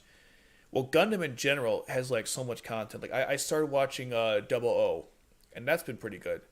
So yeah, there's too much anime to watch for sure. I don't watch DX, but character flaws equals realism, in my opinion. Yeah, it does. Some people might argue that inconsistent characters is a problem. Although Code Geass is, I never thought it was inconsistent with the way certain characters changed. It was more like they grew and it was natural. Like Nina, for example, a lot of people complained like, oh, she went from like, timid woman to psycho killer. I think she was always like that, but she couldn't let it go, and Schneizel kind of brought it out of her, which was kind of messed up. DX reminds me of the Cosmo Nut Variety Hour. I really don't like Cosmo Nut Variety Hour. Yeah, that's good. I like that there's a kind of technology battle between Lloyd and Ragnarök with different kinds of tools. 18. Yeah, it was 18. I know. Yeah. Thanks, Klaus. Yeah, that's another thing, too. I guess I should have mentioned. Ragnarök and Lloyd are battling each other with their advances. Like, it's always like the best version of the Gurren versus the best version of the Lancelot. There's even a part where, what was it? Like, she fired the Geffen net against Suzaku, and he's like, we got a countermeasure for this. And there's a lot of moments like that where they actually are working out ways to counter each other. And that's what I liked about it. Like when Suzaku fired, I forgot the gun's name, but he blew off Kallen's arm, she was in shock because it never happened before. So they were both constantly outdoing each other. And that was another element of strategy. They didn't like bore you too much with the technical details, but I liked how they did that. That's a good point to mention. The Geass power Lelouch has is clever. That the story only allows him to use it once on a person, just like a chess move. Overpowered antagonist ruin story, aka Flash series. Oh, are you talking about the CW one? I've never seen it. You know what? You know what's crazy? I have never thought about that the entire time I watched Code Geass, but Lelouch can only use the Geass once. Just like a chess move. You only move once. That's interesting. I love how mature. Oh, Lelouch is here. Okay. But you're in high. Should you be in school though? If it's Lamperouge. Anyways, I love how mature Lelouch gets in the series. Kind of rare to see MC change his motivations like that. How about being mature enough not to pursue the women who like him? He kind of ignores them throughout the series. Now that could be because maybe he's not interested either way. But yeah, no, Lelouch is one of the characters where it's like, if you tell him he screwed up, he'll say, "Yeah, I did it, and I also did this." Like he takes responsibility, and he doesn't like hide from his actions. Like if he's screwed, he's like, "Yeah, you got me. You win. What can I do? You know, you beat me. That's just how it is." Most people are like, "No, let me go." Like remember, I don't want to compare the shows right now, but you remember how when Light Yagami, if you guys seen Death Note, maybe I shouldn't spoil the show, but there was a part in I'll just say very like briefly. There's a part where something happens to Light Yagami in Death Note. I won't say what the situation was, and then the way he responded was the opposite of what Lelouch did. That's all I'm going to say. Because if you guys haven't seen the show, I'm not going to spoil it. But the way that he responded to a failure was the opposite of Lelouch, which is why I like that character better. But again, I won't spoil anything because I acknowledge the fact that some people haven't seen Death Note, and I have my opinions about the series, but I'm not going to express them here. Yeah, see, I won't say anything. I know. I was like, man, I should do that. I'm like, no, I won't. There was a funny story. There was a time where I watched this guy talk about wrestling. I won't say what the name of the channel was, but he spoiled like the whole ending of season, I believe it was 6 of Walking Dead. I won't say what happened, even though you probably have already seen it or never will. But something really happened in that season, and it's pretty significant. And I remember my brother was watching, and he was like, "Are you serious?" Like I was already caught up with the show, but this was right after it just came out, and the guy spoiled it. So I'm like, since I watched it, I'm very careful about saying certain things about certain shows because I understand that people have watched it, and part of the fun is experiencing it for the first time. All right, let's go a little further. I love. What are your thoughts on the Yuffie scene? The Yuffie scene was tragic. It was depressing, unnecessary, but it was or necessary, I should say. It was foretold. I wouldn't change it. It was a very strong moment for all the characters. How do you feel about the bit after Lelouch thing Nelly dies due to the F.L.E.I.J.A? I remember that some random video Mother Mason saying that it was really dumb part of the series. You mean about the Black Rebellion? Are you talking about when they not Black Rebellion, the Black Rebellion, the Black Knight's betrayal? That part. TW, so boring now. Oh, The Walking Dead. Yeah, look, I haven't. We'll get back to Chase's point. Just a holistic Python. Yeah, look, I watched. I'll say, I watched the first 6 seasons of Walking Dead, and I think I watched 7 too, and that was it. I got bored of it. It's still going on. I mean, certain characters are not there anymore. I don't even know. Oh, the refrain scene. He thought that was dumb. No, that was not dumb. Lelouch was really depressed. That was actually, of all the scenes in Code Geass that were I would call dumb, that was not dumb because he was going through I mean, think about this, right? Not only is his enemy now, she's opening the special administrative zone in Japan. He's lost for real this time. He can't get out of it this time, and he's very depressed. He doesn't know what to do. Wanted to use he resorted to drug. That actually makes him, I don't want to say realistic or relatable, but it just shows like how down he was at that time. That's why I like that scene. And Kallen getting him, back out there was important. There was a lot of interesting parts about that. No, that was not dumb. That was disturbing, but not dumb. Most people thought that Yuffie scene was BS and wasn't foreshadowed. Yeah, there's a good video from Replay Value where he talks about it, but they did foreshadow it. Lelouch's personality kind of made sense as to why it happened. From my point of view, again, like it was messed up. It always surprised me. I was never like, oh man, that was some plot convenience there just to move the plot forward. It was more like, yeah, I mean, I get it. It was a perfect storm. The worst timing for that stuff. The worst timing. But if you think it was BS, I mean, more power to you. It's very common. Most people think it was BS. I didn't. There was good foreshadow with it, and I think on some level Lelouch wanted it to happen. Although I never understood why he didn't tell Suzaku the truth about the fact that he used it on Yuffie by accident. He lied and said like, "No, I did it to motivate the Japanese people." Never understood that part. Anyways, oops, had my line messed up, but yeah, I thought it was good too. Um, the massacre of Japanese people by 11s wasn't as bad as the massacre at the beginning of R1 by Clovis being shot. Yeah, that massacre beginning was really messed up. Since you brought it up, I mean, there's a part where later on Yuffie's like, "Oh, Clovis, he had such beautiful hands. Look at the drawings he made. He was such a kind person." Like, are you serious? He killed so many people. I love when Lelouch told her that in the hotel. He's like, Clovis, the same man who ordered the death of 11s, like the way or Japanese people, I should say, like Clovis was messed up, man. His only issue with killing the Japanese people was like, ugh, I have to do this 'cause I'll lose my right to the throne. Man, what a jerk. What a jerk. To like, or not a jerk, a sadistic man to that's all he cared about. So that's yeah, that's a good point. All right, let's move on to another topic. Let's see. Yeah, what time is it? Like 9. Okay, so we'll move on to we'll skip one because I can do another video about that another time. So we'll just do this one instead, and that is. Give me a second here. Come on. Cooperate, please.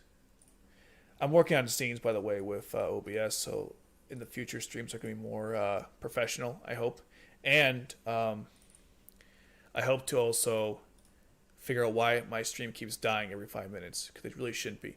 All right, the next topic we're going to go over is the Knights of the Round, and how it was one of the most disappointing things in Code Geass, because you had like these awesome characters with their own backstories and personalities, and we only see two of them for most of the show, which was Anya and Gino.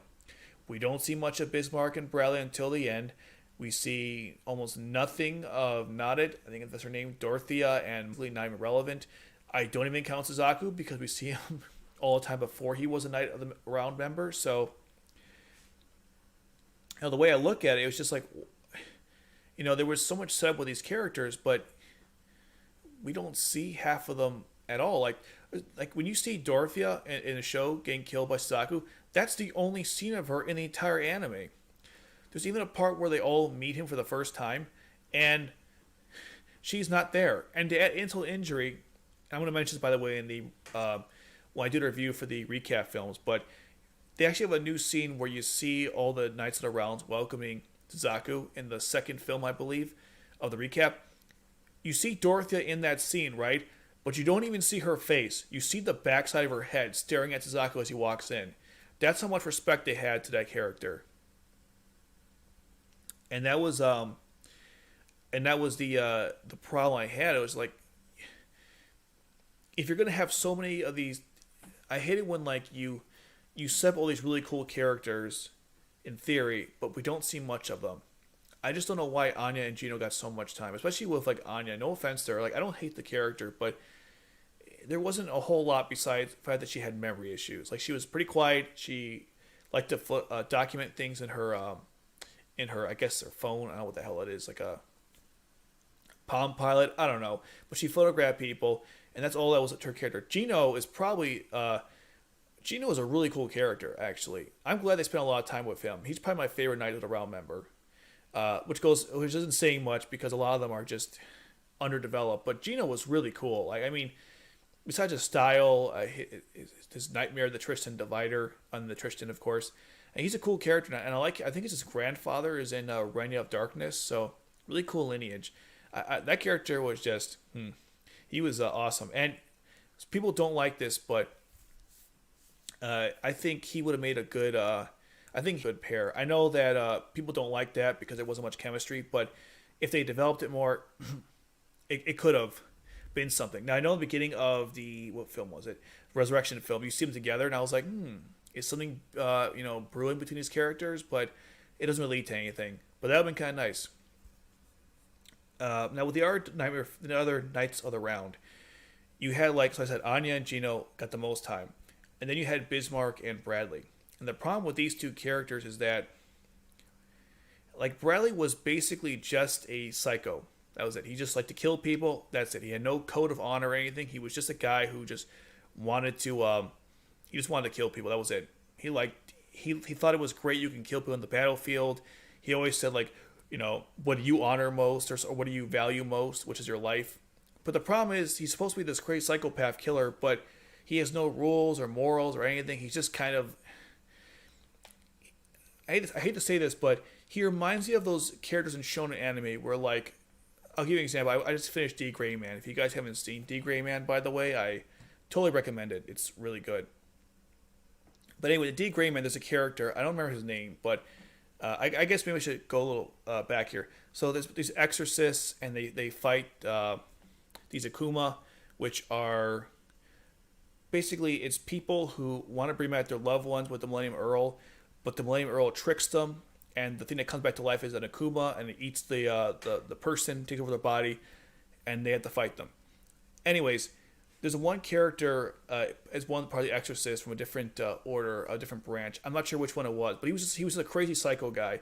He wasn't really he didn't have much personality. He was just like the typical shonen character, part of your group that's kind of insane. Basically, a ripoff of Kenpachi Zaraki.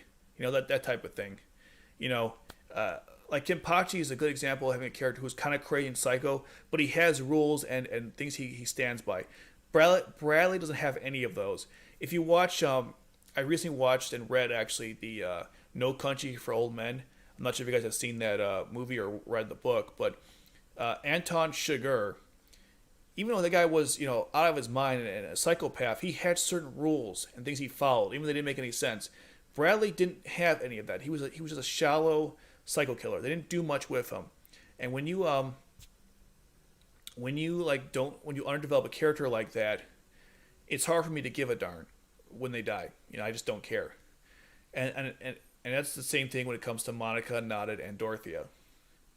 And at least at Bismarck, they had some nice things going with him. Like, he had a connection with Marion. He had his own Geass power. He was the only person Knights of the Round who actually knew about Geass, which was kind of interesting. And he had a really cool nightmare frame too. So there's a lot of things going on that were great with Bismarck. But Bradley, my God, what a waste. And same with Monica, Nada, and Dorothea. And Nada, I don't even know much about her character, unfortunately, but there's actually, I think it's a game or a manga. There's some kind of story where she's actually more prevalent in it. I'm like, well, why didn't they just have her?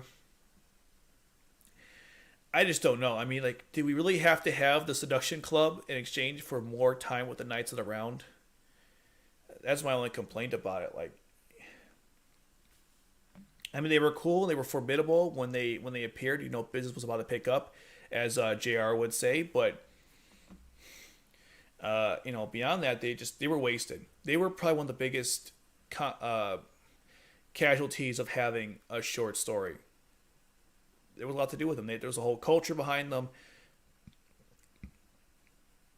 I like how in Akira the Exile they spend more time with like the Holy Orders, and that was kind of the same culture as the Knights of the Round. I just wish they had more of that in the story. Like it was very underdeveloped, and that was the problem with the Knights of the Round. They were cool though. The nightmare frames were awesome. The ones we saw anyways. We never saw Monica or Dorothea's. Because screw you, that's why. So it was just really irritating. Yeah, that's it. Yeah, it's Code Geass Lost Color. That's it. I referenced it earlier. Yeah, that one I think had more things of not it in there, which was nice. That's right. I don't think you can play it. I believe it was only... I think you have to get some kind of import. I saw on YouTube there's some gameplay of it. From what I understand, it's just a visual novel, I believe. Or... is that what they're called? Visual novels? I always get those confused. I think that's what it is. Like Clannad or what else? Like a bunch of the Fate series, for example. That's all it really is. But yeah, I mean, it was just there was a lot that you could do with these characters, and they just didn't really utilize them that well. And I want to see more of these characters too, and we just don't. We just don't see them. In fact, I'm even like, now that I'm thinking about it, I mean, there's like 12, right? And I'm only mentioned like 7, 8. I'm trying to remember, who am I forgetting? I think the Knight of 2 was Manfredi, and he was killed by Shin. And that's 9. I'm missing like 3 of them. Anyways, So that was kind of thing about the Knights of the Round. A really good idea, and I think if you consider the whole theme about Code Geass in general, it made perfect sense to include them, but they should have been more developed. And I would have honestly taken like less time with Gino and Anya for more time with the other characters, because you just don't care. Like when you see Monica and Dorothy die, you just don't care, and you just see Nada randomly. Like, okay, well that was kind of weird. Like, why is she not doing anything? You know, like these are good characters. They could have been, but they were just very underdeveloped. All right, let's take a look at some comments. Okay, Anya's a bit boring. Yeah, she kind of is. I'm not gonna lie. I most like Anya because of her really cute design. Yeah, look, she's adorable. You know, I don't like the lolly stuff with her, but that's neither here nor there. Uh, yeah, it was disappointing. I hope Gino and Colin get together. I would like that. I think it makes sense. No offense to Lelouch, especially the guy in the chat, but in general, I think Gino was much better for Colin. He respected her more and really appreciates her. And, you know, I think he was also jealous too that like she liked Lelouch, because I remember when he was like, you when Lelouch came to rescue her, he was like, "Oh, you're happy that Lelouch is here? Well, he's gonna fail. I'm gonna stop him." I'm like, I think someone's a little jealous there. But anyways, I liked him as a couple, especially now in Resurrection where it's clear like who Lelouch is with. There's no need for Colin to hope for Lelouch when he's not coming. Hate to say it. This is why having so many characters doesn't work. I feel like they should have cut down the number of knights. Yeah, for sure, they definitely should have. I mean, why have so many characters if you're not going to utilize all of them? It was just too much fluff. R2 in general had way too much fluff. If Code Geass had more episodes, they could have had arcs of Lelouch disposing of knights around, both in the background and foreground. Yeah, and they could have been more relevant. But yeah, for sure. I think they will in a future series as film. I mean, if you read Oz the Reflection, there's more stuff about the Knights of the Round. That's why I kind of want them to animate it to be kind of nice. Let's see. He's just really one-dimensional. Yeah, Bradley sucks. Could have done a lot with him.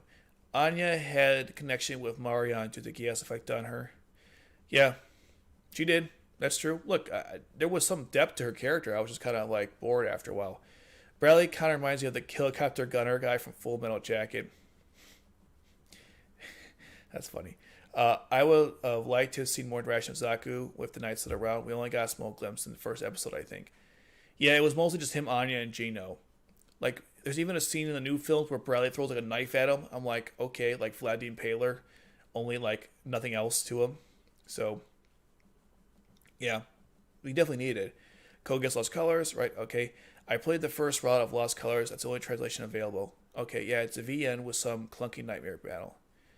Okay, the Geass route, I believe it's called. Oh, that's cool. Yeah, his name was Manfredi. Yeah, Manfredi was the Knight of Two. I'm thinking in my head, like, I've only mentioned, like, 10. Who are the other ones? That's so depressing. I can't even think of their names of them.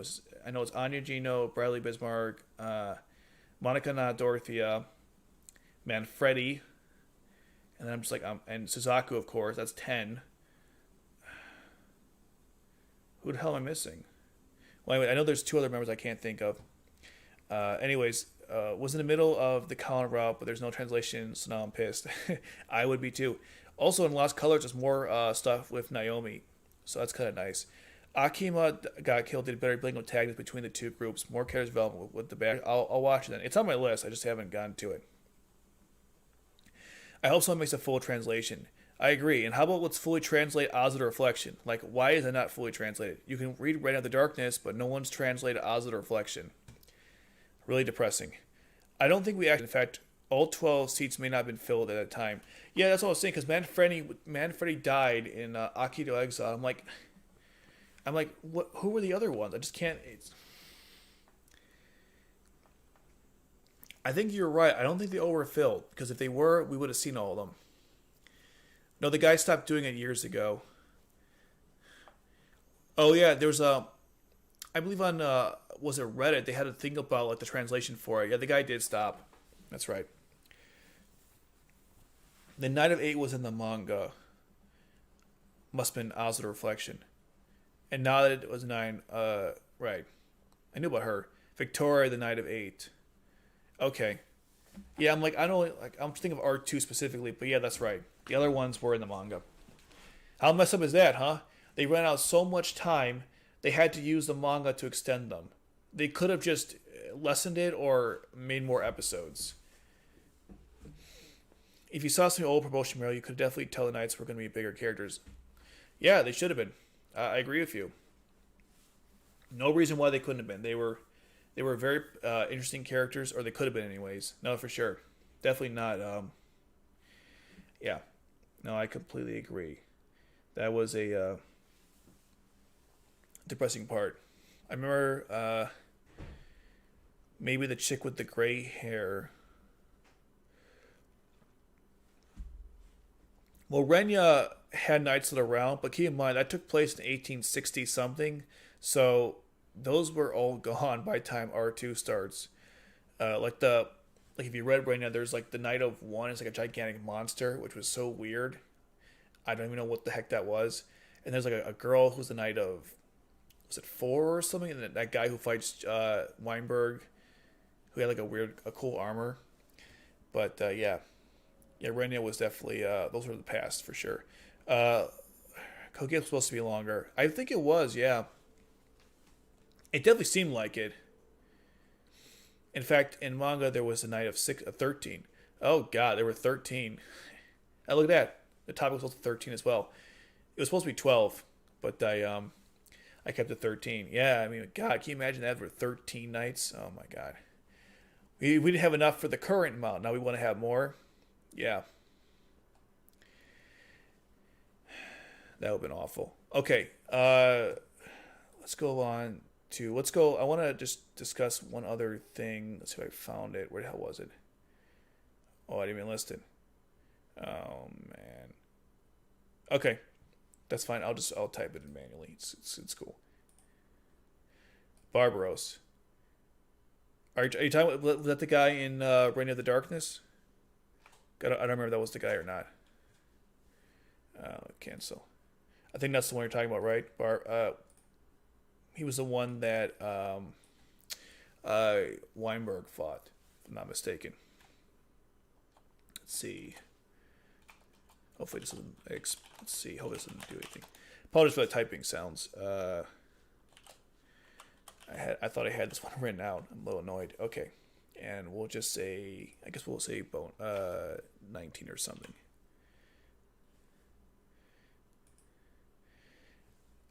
Yeah, there was the Night 02. Technically, yeah.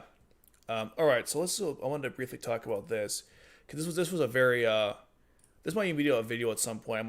This was a very controversial topic, and that was the Black Knight betrayal. Like people really hated Ogi for this. They hated everybody. There's constant funny memes where they like Luke was happy with everyone, even though they all should have died or something for betraying him. And I have mixed feelings about this whole situation. Some people were like, yeah, I don't blame the Black Knights. They were betrayed and they were used. That's why they did what they did. While some people were like, come the, Lelouch did all this stuff for them. The way they betrayed him was ridiculous. Like, they should never have trusted Schneisel because, why would you trust Schneisel in general? For Lelouch, they shouldn't have believed the evidence. There's constant back and forth with this one. And maybe they didn't act with enough evidence. And why should they even... And I think someone complained, like, why should Ogi trust Valletta? Because she works for the Britannians. Because I believe she's the one who said, like... she was one who said, like, oh, they... the Geass were used on me, and I was a victim of it, and that's why Ogi kind of believed her. So that was... oh, my God. Sorry, my stream keeps dying on me. What the hell? Anyways, that scene of everyone betraying Lelouch at the end was it was very controversial. I see both sides of the argument. On one end, Schneidel did not present enough information. They should have seeked out Lelouch. The problem is they tried calling him. He wouldn't meet them. I think they should have forced him into that meeting on some level. The fact they didn't ruined everything. And Schneisel knew he wouldn't be there anyways because he manipulated the whole situation with the F.L.E.I.J.A. He knew he wouldn't be there because of Nunnally's death. He was very clever because he He faked her death to ruin Lelouch's psyche, so he wouldn't be part of that meeting, so he could betray him.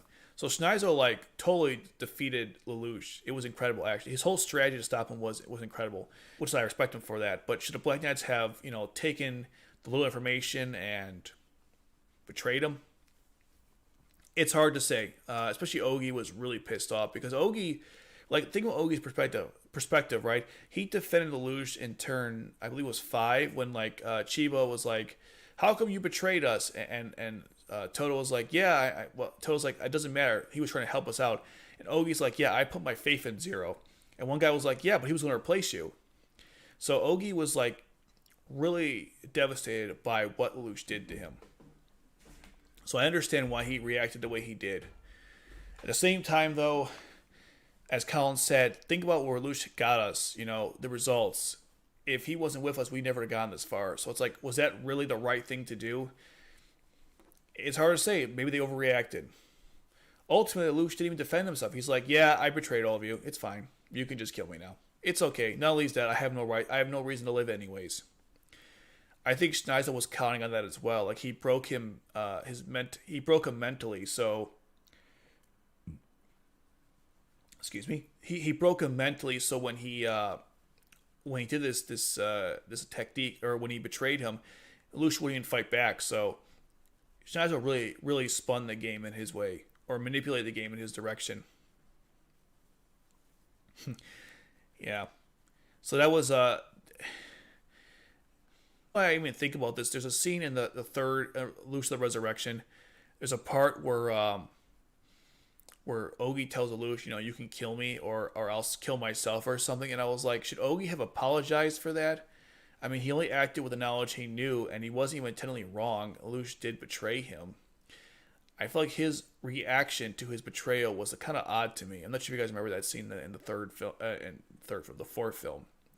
That was kind of part I was like, well, I don't know. It kind of rubbed me the wrong way. That whole scene. That's kind of what even like made me think about this whole betrayal. I will say that when I first watched it, I was kind of angry because the evidence being presented wasn't good enough, in my opinion, to betray Lelouch. The voice evidence, whatever you want to call it, recorder, that could have been tampered with, as I believe it was Tamaki pointed that out of all people, and he was actually right about that. That doesn't mean anything. The information they have, like the people who could be manipulated by the Geass, I mean, there's no proof they were. They said it was speculative. So really, it was just a testimony of Cornelia and F.L.E.I.J.A, and because Ogi likes F.L.E.I.J.A, he trusted her implicitly to believe Schneizel. So that's why I was kind of like, this is so dumb. But you know what I really hated, though? Beyond all that, it was like Schneizel was like, "Hey, let me tell you the plot of Code Geass. I'm going to tell you everything that happens in the story." It's like, hey, let's So here's a summary of the story of Code Geass, right? Lelouch is our brother. He has a power that can control people. He can control people and tell them what to do. Here's everyone that he manipulated from the beginning, including you guys, and that's the plot. Any questions? That was that's why I hated 19 so much. I was like, really? You just want an exposition dump? That's what Schneizel did, basically. Here's the plot of the show, the whole time. Like, you could have done that so much better. My God. Just my God. That's why I couldn't stand, like, the episode when I first watched it. And on some level, I'm like, all right, I kind of get why the Black Knights did what they did. But still, man, they should have given Lelouch a chance. He should have been in that meeting. Or they should at least told Schneizel, hey, listen, how about this? Let's talk to Lelouch first. Let's get his side of it, Zero's side, and then we'll decide what we want to do about it. We won't just betray him right away. Let's talk to him about it first and see what he says. They're like, no, you're right. You got the evidence. We'll go and we'll go send Lelouch out there, or we'll go throw him. We'll go betray him. I mean, at least talk to him first. My God, I mean, he was even, and I think they said he was injured, or they thought he was injured, right?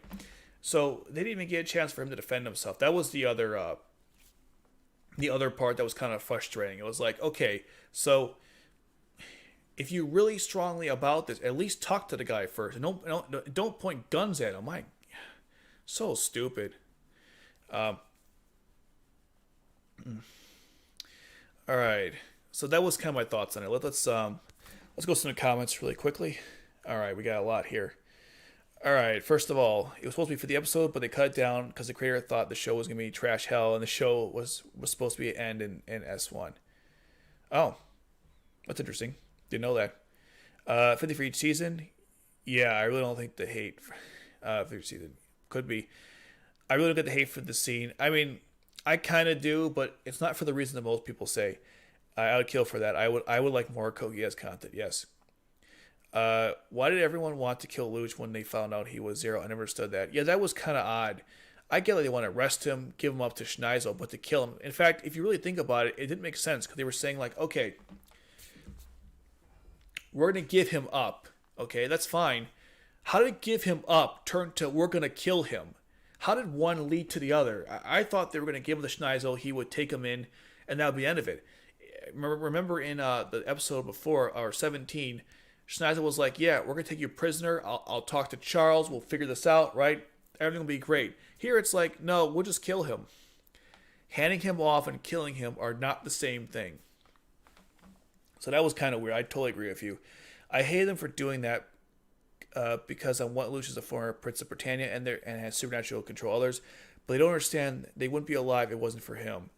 Yeah, and that's the argument most people make. Like, if Lelouch had not done this for them, they'd all be dead many times. So they should at least talk to him about it. They were so quick to act. If they had brought it up with Lelouch and he still doubled down on everything, then I'd say, okay, give him up to Schneizel, fine.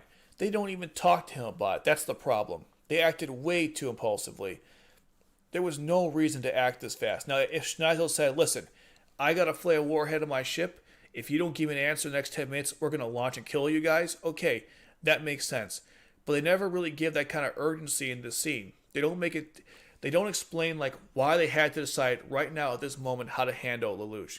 If they had made it clear like you guys better do this or I'm going to kill all of you or something of that nature, then maybe. Of course, if that was the case, then that brings up questions like, okay, if he was going to threaten them with a F.L.E.I.J.A warhead, which he kind of did in that scene anyways, why work with Schneizel to begin with? I believe it was Nagiso's like, we should kill Schneizel and avenge Asahina. And they're like, we can't do that. He's got a F.L.E.I.J.A warhead. And they're like, a F.L.E.I.J.A warhead? So Schneizel was actually threatening to begin with. So from that point of view, now that I think about it, why did they trust Schneizel again? I don't know. But yeah, they definitely were a little ungrateful and too quick to a decision either. They should have made the urgency more clear. Because it's like, if you have to do this, then do it. But explain why. Literally, don't they know that the word former prince, he doesn't care. He doesn't want to be back at being a prince. Yeah, that's actually... crap, I just lost your comment. That's a good point. Lelouch relinquished the throne in stage 7 when he was like a kid. I think he was 7 at the time. Yeah, he didn't care about that stuff anymore. He's not interested in that sort of thing. Good point. I know they were pissed because Lelouch accidentally killed their people, but he got this far. Look, Lelouch, yeah, he killed a lot of people. That's true. Their own rebellion was kind of was a little ridiculous, so I get that. But at the same time, though, they don't even mention that in this. If they had said in this episode, like, hey, remember the Black Rebellion? He betrayed us. Okay, fine. They don't even mention that here, so that's why you make a good point, but they don't even bring it up. I do wonder what was with that Lelouch-looking guy in Renya. Did he actually look like Lelouch in the story, and he was some relative? No, that was just Dash. He wasn't related to Lelouch. He looked like him, but there's no connection, as far as I know. They have similar attributes, though. And I believe that C2 liked both a lot. Poor Dalton. Oh my god, yes. Dalton's one of the saddest parts about R1. He is used by Lelouch to kill Cornelia, and then Lelouch kills him at the end. He was actually a good guy. Like, he was okay with Suzaku serving in the military. He didn't care about his heritage or his race. He didn't give a darn about any of that stuff. And in the films, the first one, Initiation, he's crying when Lelouch was sent off to Japan. He was really upset about that. And Lelouch didn't care about that. And that's one of the reasons why I hate him a little bit in Code Geass, because you killed Dalton, the guy who actually supported Suzaku, and was upset when you were sent to Japan. Seriously? Of all people to kill, that was the wrong one. Ogi is dumb. Uh, he might be thinking of his dick. I don't know if he was dumb though. Ogi's a nice dude. He is nice. That's true. Just not the smartest. Very true. Uh, Plus, how can they know how Geass works? Literally, it was never used on them. Yeah. Look. There's a lot of logic gaps in the discussion. Like he was saying, "Oh, they could be using the Geass on you now," and I'm like, "How do you know that?" That very true. Like it was on Kallen and nobody knew. The audio evidence kind of sucked. Yeah, that was to me never. I never was convinced by that. The thing is, the Black Knights think Lelouch is just some exiled prince using them to get back onto the throne, not someone who's fighting with them for them. Yeah, I mean, it's true, but Lelouch has made it very clear. And I think I stated this in was an article or a video or something that like the issue I think was the priorities because he definitely wanted to help Japan. Like he even told Colin in 25 that like Japan will be freed and you can't complain even though I used you for my own ill-gotten gains. So the point is with the case here it was the same. He was still going to help Japan. That was always his goal, but his main goal was to stop Britannia. The Black Knights thought it was the reverse. They knew he wanted to destroy Britannia. Remember, Kirihara told Ogi, this guy hates Britannia. You want him on your side. So they always knew he was going to destroy Britannia. The problem was they thought they were the top priority, but Britannia was the whole time. And I think that's what the issue was with this. I could be wrong, but that's how I interpret it.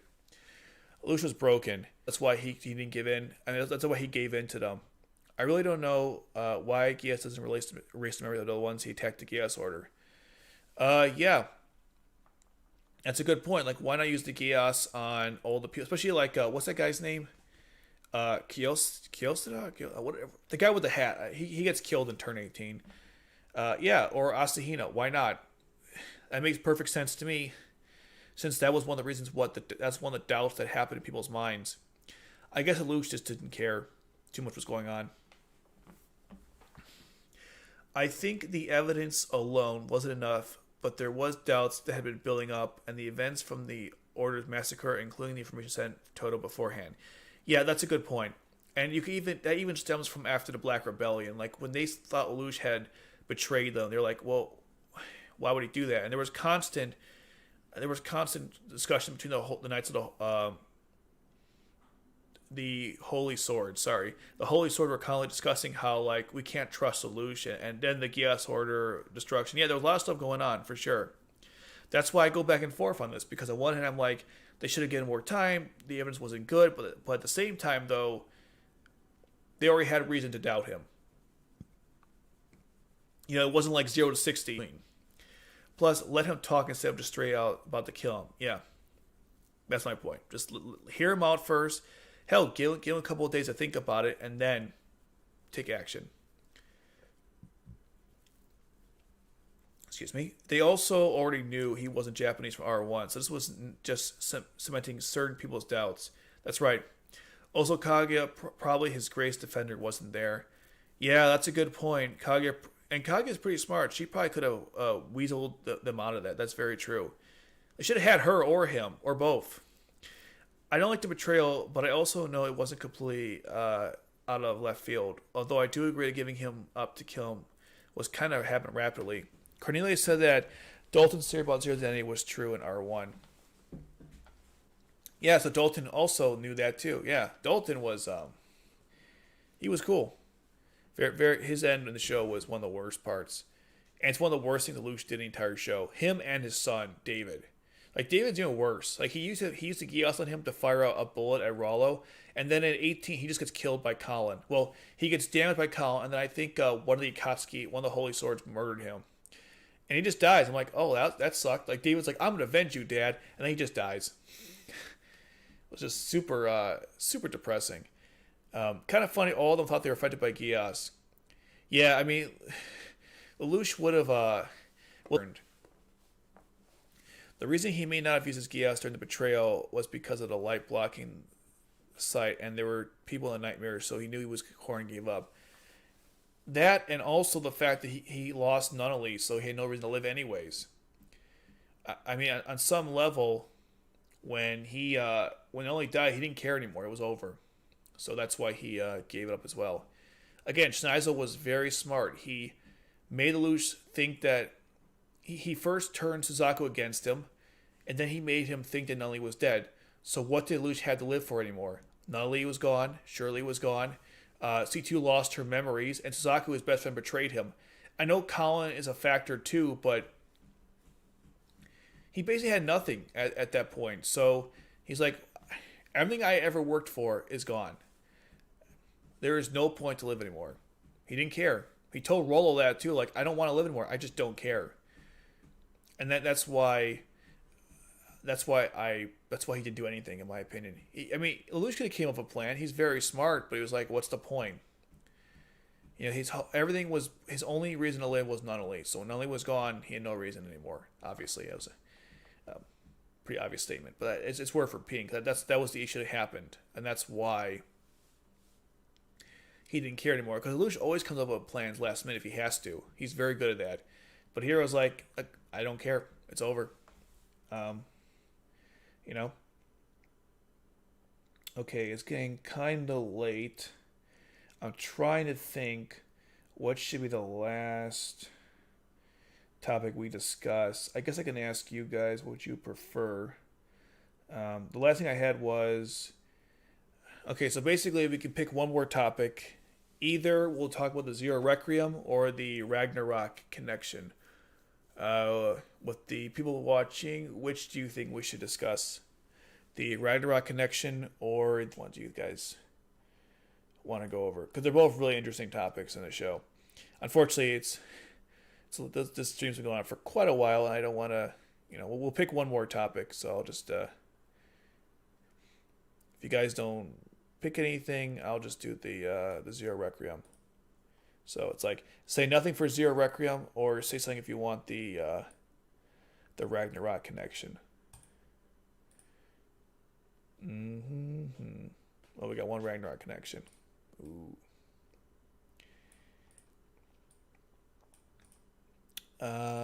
Okay, I guess we'll... Okay, I guess we'll go... Okay, that's fine. That was a more complicated topic anyways. Alright, we'll end the stream with the Ragnarök Connection. Works for me. Okay. And let's get the... it was Zero Requiem, or the options were Zero Requiem or the Ragnarök Connection. Damn it. We got like one Ragnarök and 2 Zero. Alright, I guess we're going to go with the Ragnarök Connection. Yeah, unfortunately, some of these topics we spend like a lot of time on, which is good. That was the purpose was to talk to you guys about the series. It wasn't to hear my voice about it. It was just to actually have a conversation with you guys.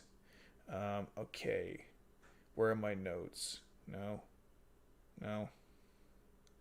Where are my notes? There it is. Okay. Oh my god, what DX said about the Ragnarök Connection was so asinine, so sophomoric, so over the top. I couldn't even take any of that seriously. My goodness. Okay. Alright, let's get a couple things about the Ragnarök Connection. First of all, the goal was simply to take all the people who had all the living and the dead together into one collective consciousness.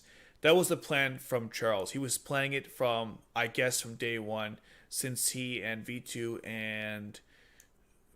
Marianne and him, they made a pact to kill God. They wanted to stop the flow of time. They want to make a world where everyone's happy, where everyone is together, united under one thing. That was the purpose of the Ragnarök Connection. It's similar to what happened in Neon Genesis Evangelion.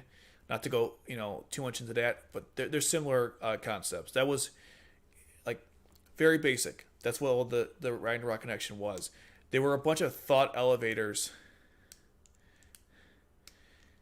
Yeah, they're similar between Gendo and Ikari, yeah. Basically, there's a bunch of thought elevators around the world, and they had them all come together to start the Ragnarök Connection. That essentially was that's how it was all working out. That's why they needed C2 and V2. And the way the codes, and because C2 left them, at least this is how I understand this, because C2 left them, they were going to use Lelouch to take C2's code, and then they were going to use Lelouch for the Zero Requiem. I believe that's why they left him alone and let him do whatever he wanted. I believe Charles told Lelouch, like, you know, or no, Lelouch said, I guess that's why you guys didn't care about the rebellion or any of that stuff, because frankly, all you cared about was just getting this thing going. So that was that's kind of what the Ragnarök Connection essentially was. It was his plan. It was very rushed. They need to explain more, but essentially the plan was to unite everyone together into one consciousness. And there was one complaint where it was like, well, if C2 wanted to die, why would she want to live forever? Well, it's a couple of things. I was thinking about this point because it's actually a very valid question. Like, why would she want to join with this consciousness if she wanted to die? Well, there's a couple of things to keep in mind. Number one, if she has to keep living in her current state, she would be alone, and without death, there's no life. Now, with the collective consciousness, she would be with everyone regard. It made sense that she would, and I know this is a little complicated, but she lives alone forever. That's no way to live. But living forever with everyone you knew, that might be a different alternative. And the problem with the Ragnarök Connection, and I made note in my video, I didn't want to spoil it, but they don't actually show you what would have happened if it worked out. Naruto, I'm not going to spoil about Naruto, but there's a part where there was some kind of thing that was similar to this, called the Infinite Tsukuyomi, and we get a little glimpse of what would have happened if it worked out. And that's what I liked about that part. They showed you like a glimpse. And there's other parts to it too. I won't spoil anything. But with Code Geass, we don't see what could have happened. If we just saw what this collective consciousness would have looked like, that would have been interesting. Then we could see, oh, okay, that's why C2 wanted this. It was different than living forever in the human world or whatever. We don't actually see that. And that was a mistake on their part. If they had just done that, I would have maybe liked this part more, but it seemed rushed to me. They were setting it up from like day one. I mean, when Lelouch gets to Geass, Charles says the Ragnarök Connection during that scene when he's like going through, like, when he just like, do you want this contract? You'll live different from other humans in our logic and our time, all that jazz. And then you hear him saying like the Ragnarök Connection, whatever, is starting all that stuff. So this was definitely something they were building up for a while, but they had to do a whole exposition dump at the end to explain everything, and that was the problem. It should not have been an exposition dump. It should have been it should have been more drawn out. We needed way more episodes to explain all this, and again, seeing it in action would have helped a lot.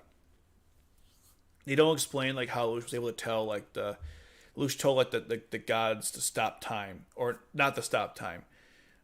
I wish, and I mentioned in my video, I wish that the collective consciousness from Akio Exile made an appearance in this episode in the new recap films, because then they could have had him there, and that would have been kind of cool. I'm sorry, have her there, whatever the gender is.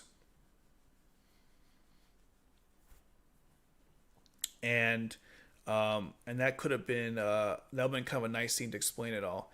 Remember when Anime Uproar made a whole ass theory about the Ragnarok mistranslations? I've never seen that video. What was the theory that he had? Can you summarize it in like one sentence? I don't remember what that was.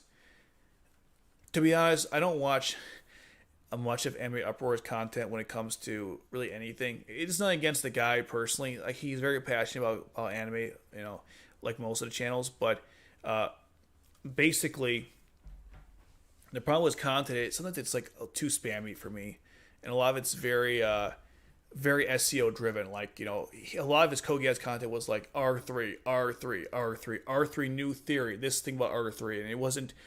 Occasionally you got other stuff, but it was a little too spammy for me. So if you made a video about that, it must have gotten lost in the mess of the other stuff. So if you could summarize in like one sentence what the theory was, because I probably never saw it. But anyways, back to what I was saying. The whole time, like, they were trying to like get rid of the whole lie. They didn't want lies. If everyone was one consciousness, there'd be no lies anymore. Get rid of the mask, if you will, because one of the themes in Code Geass is everyone's wearing a mask, right? Lelouch wears a mask. C2 was wearing a mask. Shirley was wearing a mask. Kallen was wearing a mask. Remember when Lelouch tells Kallen, I believe it was in the cat episode, not stage 6, but the one after where they were celebrating the cat. So Suzaku was like, you don't have to wear makeup. You're already wearing a mask or something. So mask was a big theme in Code Geass, and I think this was the reason why they wanted to get rid of all the masks, so there was no more lies, and this world would be better, or something like that. That was their ideas, I guess. Okay, let's see what this was here. So basically, in the fan sub, there was a mistranslation about the Ragnarok or something like that, and he was thinking it was proper lore. So was he saying that they mistranslated it, so the dub got it wrong and the sub was correct? Or is he saying they were both wrong because the translation was incorrect? That seems kind of weird to me because, or the fan sub did it wrong and the Ragnarok. So is he saying that the sub was the sub and dub were wrong? Because wasn't it professionally dubbed and subbed? So how would that have worked? But oh, interesting. And what was okay? So the dub was wrong and the fan sub was correct. What about the sub? Was the sub correct? Because I'm pretty sure the sub. Oh my god, the yellow text days. Those were good times. So is the sub correct though? Because I'm pretty sure that's the same thing as the dubbed. Well, what was the not to go for doing this, but what was the actual what was the difference, I should say, between the fan sub and the dub? Because if that was the case, then so it was correct then, though. That's weird. But anyways, let's see other let's read some other stuff here real quick. If you got more information, by the way, about this theory, I'd like to hear it, because right now I'm still a little confused here. Did Charles give Lelouch his code for immortality in R2? No. If any, well, this is really complicated, so I don't want to go too in depth, 3 hours into a live stream. But basically, according to Lelouch of the Resurrection and C2, Lelouch is like a failed one. I think that's the term, a failed one, like Dash, where he's incomplete. He didn't get the code, because if he had the code, he wouldn't have the Geass, so he has a combination of both, a code and a Geass. He's a failed one, just like Dash, just like, what's her name? Shamna. They're all failed ones. It's a bad combination of a code and a Geass, because they both had some combination of both of them. So what he got from Charles wasn't a complete code. It's something else altogether. I know it's a little complicated, and they don't explain it the best, but that's how I understood it. He's a failed one. So Charles didn't give Lelouch the code. If anything, he took it from him, and that's only in the alternative universe, as far as I understand this. I believe C2 fled when they couldn't find her. Thus, they had to try something to draw her out. When they saw she was with Lelouch, they used him to get her where they wanted. So it was never about developing Lelouch's code or Geass to take the code. I knew they wanted to draw her out, but I thought they wanted Lelouch to develop. I thought they wanted Lelouch's Geass developed to the point where he could take C2's code. So are you saying, Crimson King, that actually the reason was they just wanted Lelouch to draw her out, and that's all they cared about? I find that hard to believe because, and I wrote it a couple months ago. It was probably more than that, but basically, Charles talked to what's his name, Clovis, right? He talked to Clovis in the Sword of Akasha, and we talked to him after he died. So he knew about C2 was with Lelouch. He was very much aware of that. Or at least C2's existence was there. He knew about that. I don't know if he knew about Lelouch, but he knew about C2. He knew Lelouch had Geass power. He knew Lelouch had Geass power because he used it on Clovis before he died. So Charles knew C2 probably gave. C2 was around. Lelouch had Geass. They probably met, and that's where it came from. So if he knew early on that Lelouch had the Geass power, why didn't he just go and grab C2 then? He knew about it. That's why I always have. That's why this thing always kind of bothers me a little bit, because if it was about C2, couldn't they've gotten it earlier? Again, I don't mean to like be nitpicky here, but it was something I was thinking about. That's why I thought it was why I thought the whole situation was to develop Lucius Geass to take the code. But hey, I could be wrong. Again, they didn't really explain that the best way possible. Okay, so the Ragnarok implies a society or something that he thought that flashed of people with code in their heads were the Ragnaroks. It's been a couple of years since I actually saw the videos, so I'm not too sure what the actual theory was. That was the starting point. And the alternative time he Charles. By the way, there's a scene in the first episode where Charles says, "So the Ragnarok Connection is starting once again." Yeah, I mentioned that. Yeah, that was a. I don't know exactly what they meant by that, but it was. It's true. They never made clear, but from what I remember, Charles basically said they had to use a Lelouch to get C2. Whatever it was to take the code or not, I'm not entirely sure. Normally, a Geass user kills the person who gave it, but Lelouch killed an immortal from the user who didn't make a contract with him. Therefore, I thought it made. That's why I think it's incomplete. Oh yeah, that's a good point. Normally, you take it from the person who gave you the power, but Lelouch killed an immortal and took theirs. Killed an immortal. What? That's an oxymoron. But yeah, it killed an immortal. That's why it was incomplete. Yeah, that's probably what happened. That's a good point. Right. So let's see. Normally, Geass could kill a person who gave it to them, but Lelouch killed an immortal from the user who didn't. Yeah, that's right. Yeah, again, they needed more explanation for this stuff because eventually it all gets kind of messy because I'm trying to make sense of this stuff, and they need the Ragnarök Connection, Knights of the Round are two critical parts of the story where we needed more time to fully develop these characters, develop the situation, the story, so we care because these were, especially the Ragnarök Connection, like everything was building up to this. So if they had more episodes, we could have actually gone further with it. And they didn't really do that, which was depressing. But I didn't really hate this part of the story. We needed more time. So it's one of the things where it's like it's very easy to hate this part of the story. And a lot of people like rip it to shreds, like DX as we referenced. But there's other people like him who just really hate it, and I get that. You know, but to me, what it led to was pretty cool, and there was a nice scene of the Lelouch, Suzaku, and C2 confronting them. I like that whole part where they're together, the three of them. That was pretty good. And then again, explaining everything that happened at this point, like what happened with Nunnally, what happened with Marianne, her convenient Geass powers, what happened with V2. Like they had to do a lot in a small amount of time, so I'll give them credit for that. But at the same time, though, it didn't have to go that way. So that's the problem that I have with the Ragnarök Connection. It's both one of the most ambitious, interesting ideas, but one of the more poorly executed. And I'm going to watch that video at some point about what Anime Uproar was saying about the fan subs. Because I'm actually kind of curious now. But generally speaking, I wouldn't, after all, it's just a theory about if that's true or not.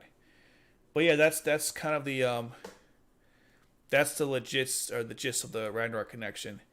It was kind of cool, but we never really saw it in full practice. That's what I like to see. I like it when you see an anime or really any show in general where the villain puts their plan into place and then it fails. Like so, you see it kind of working and then it's done.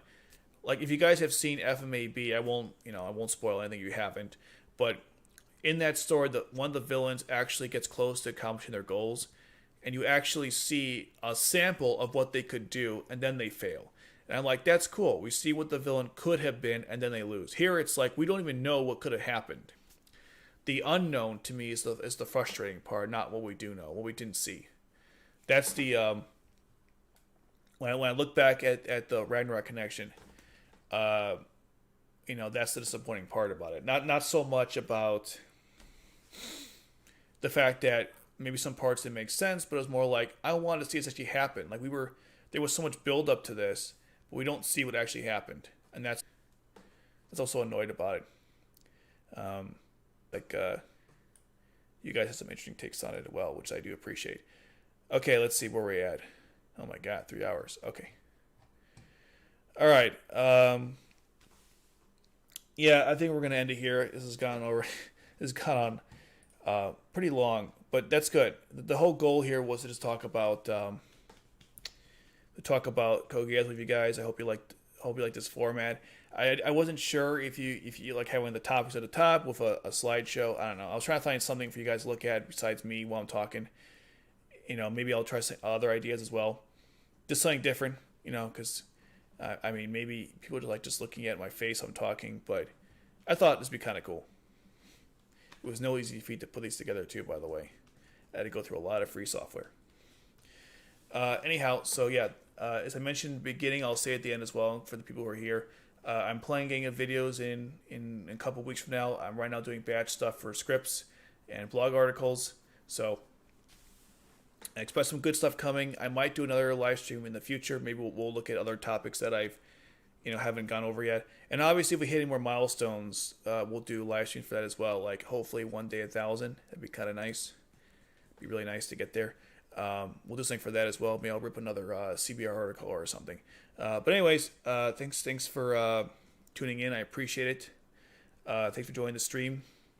And and join other ones as well. And I appreciate all the comments people said. We had a good conversation here.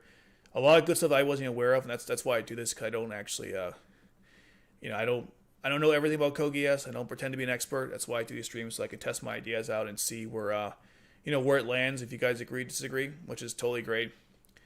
That's why I do this. Okay. Anyway, guys, thanks so much for watching. I will talk to you guys next time.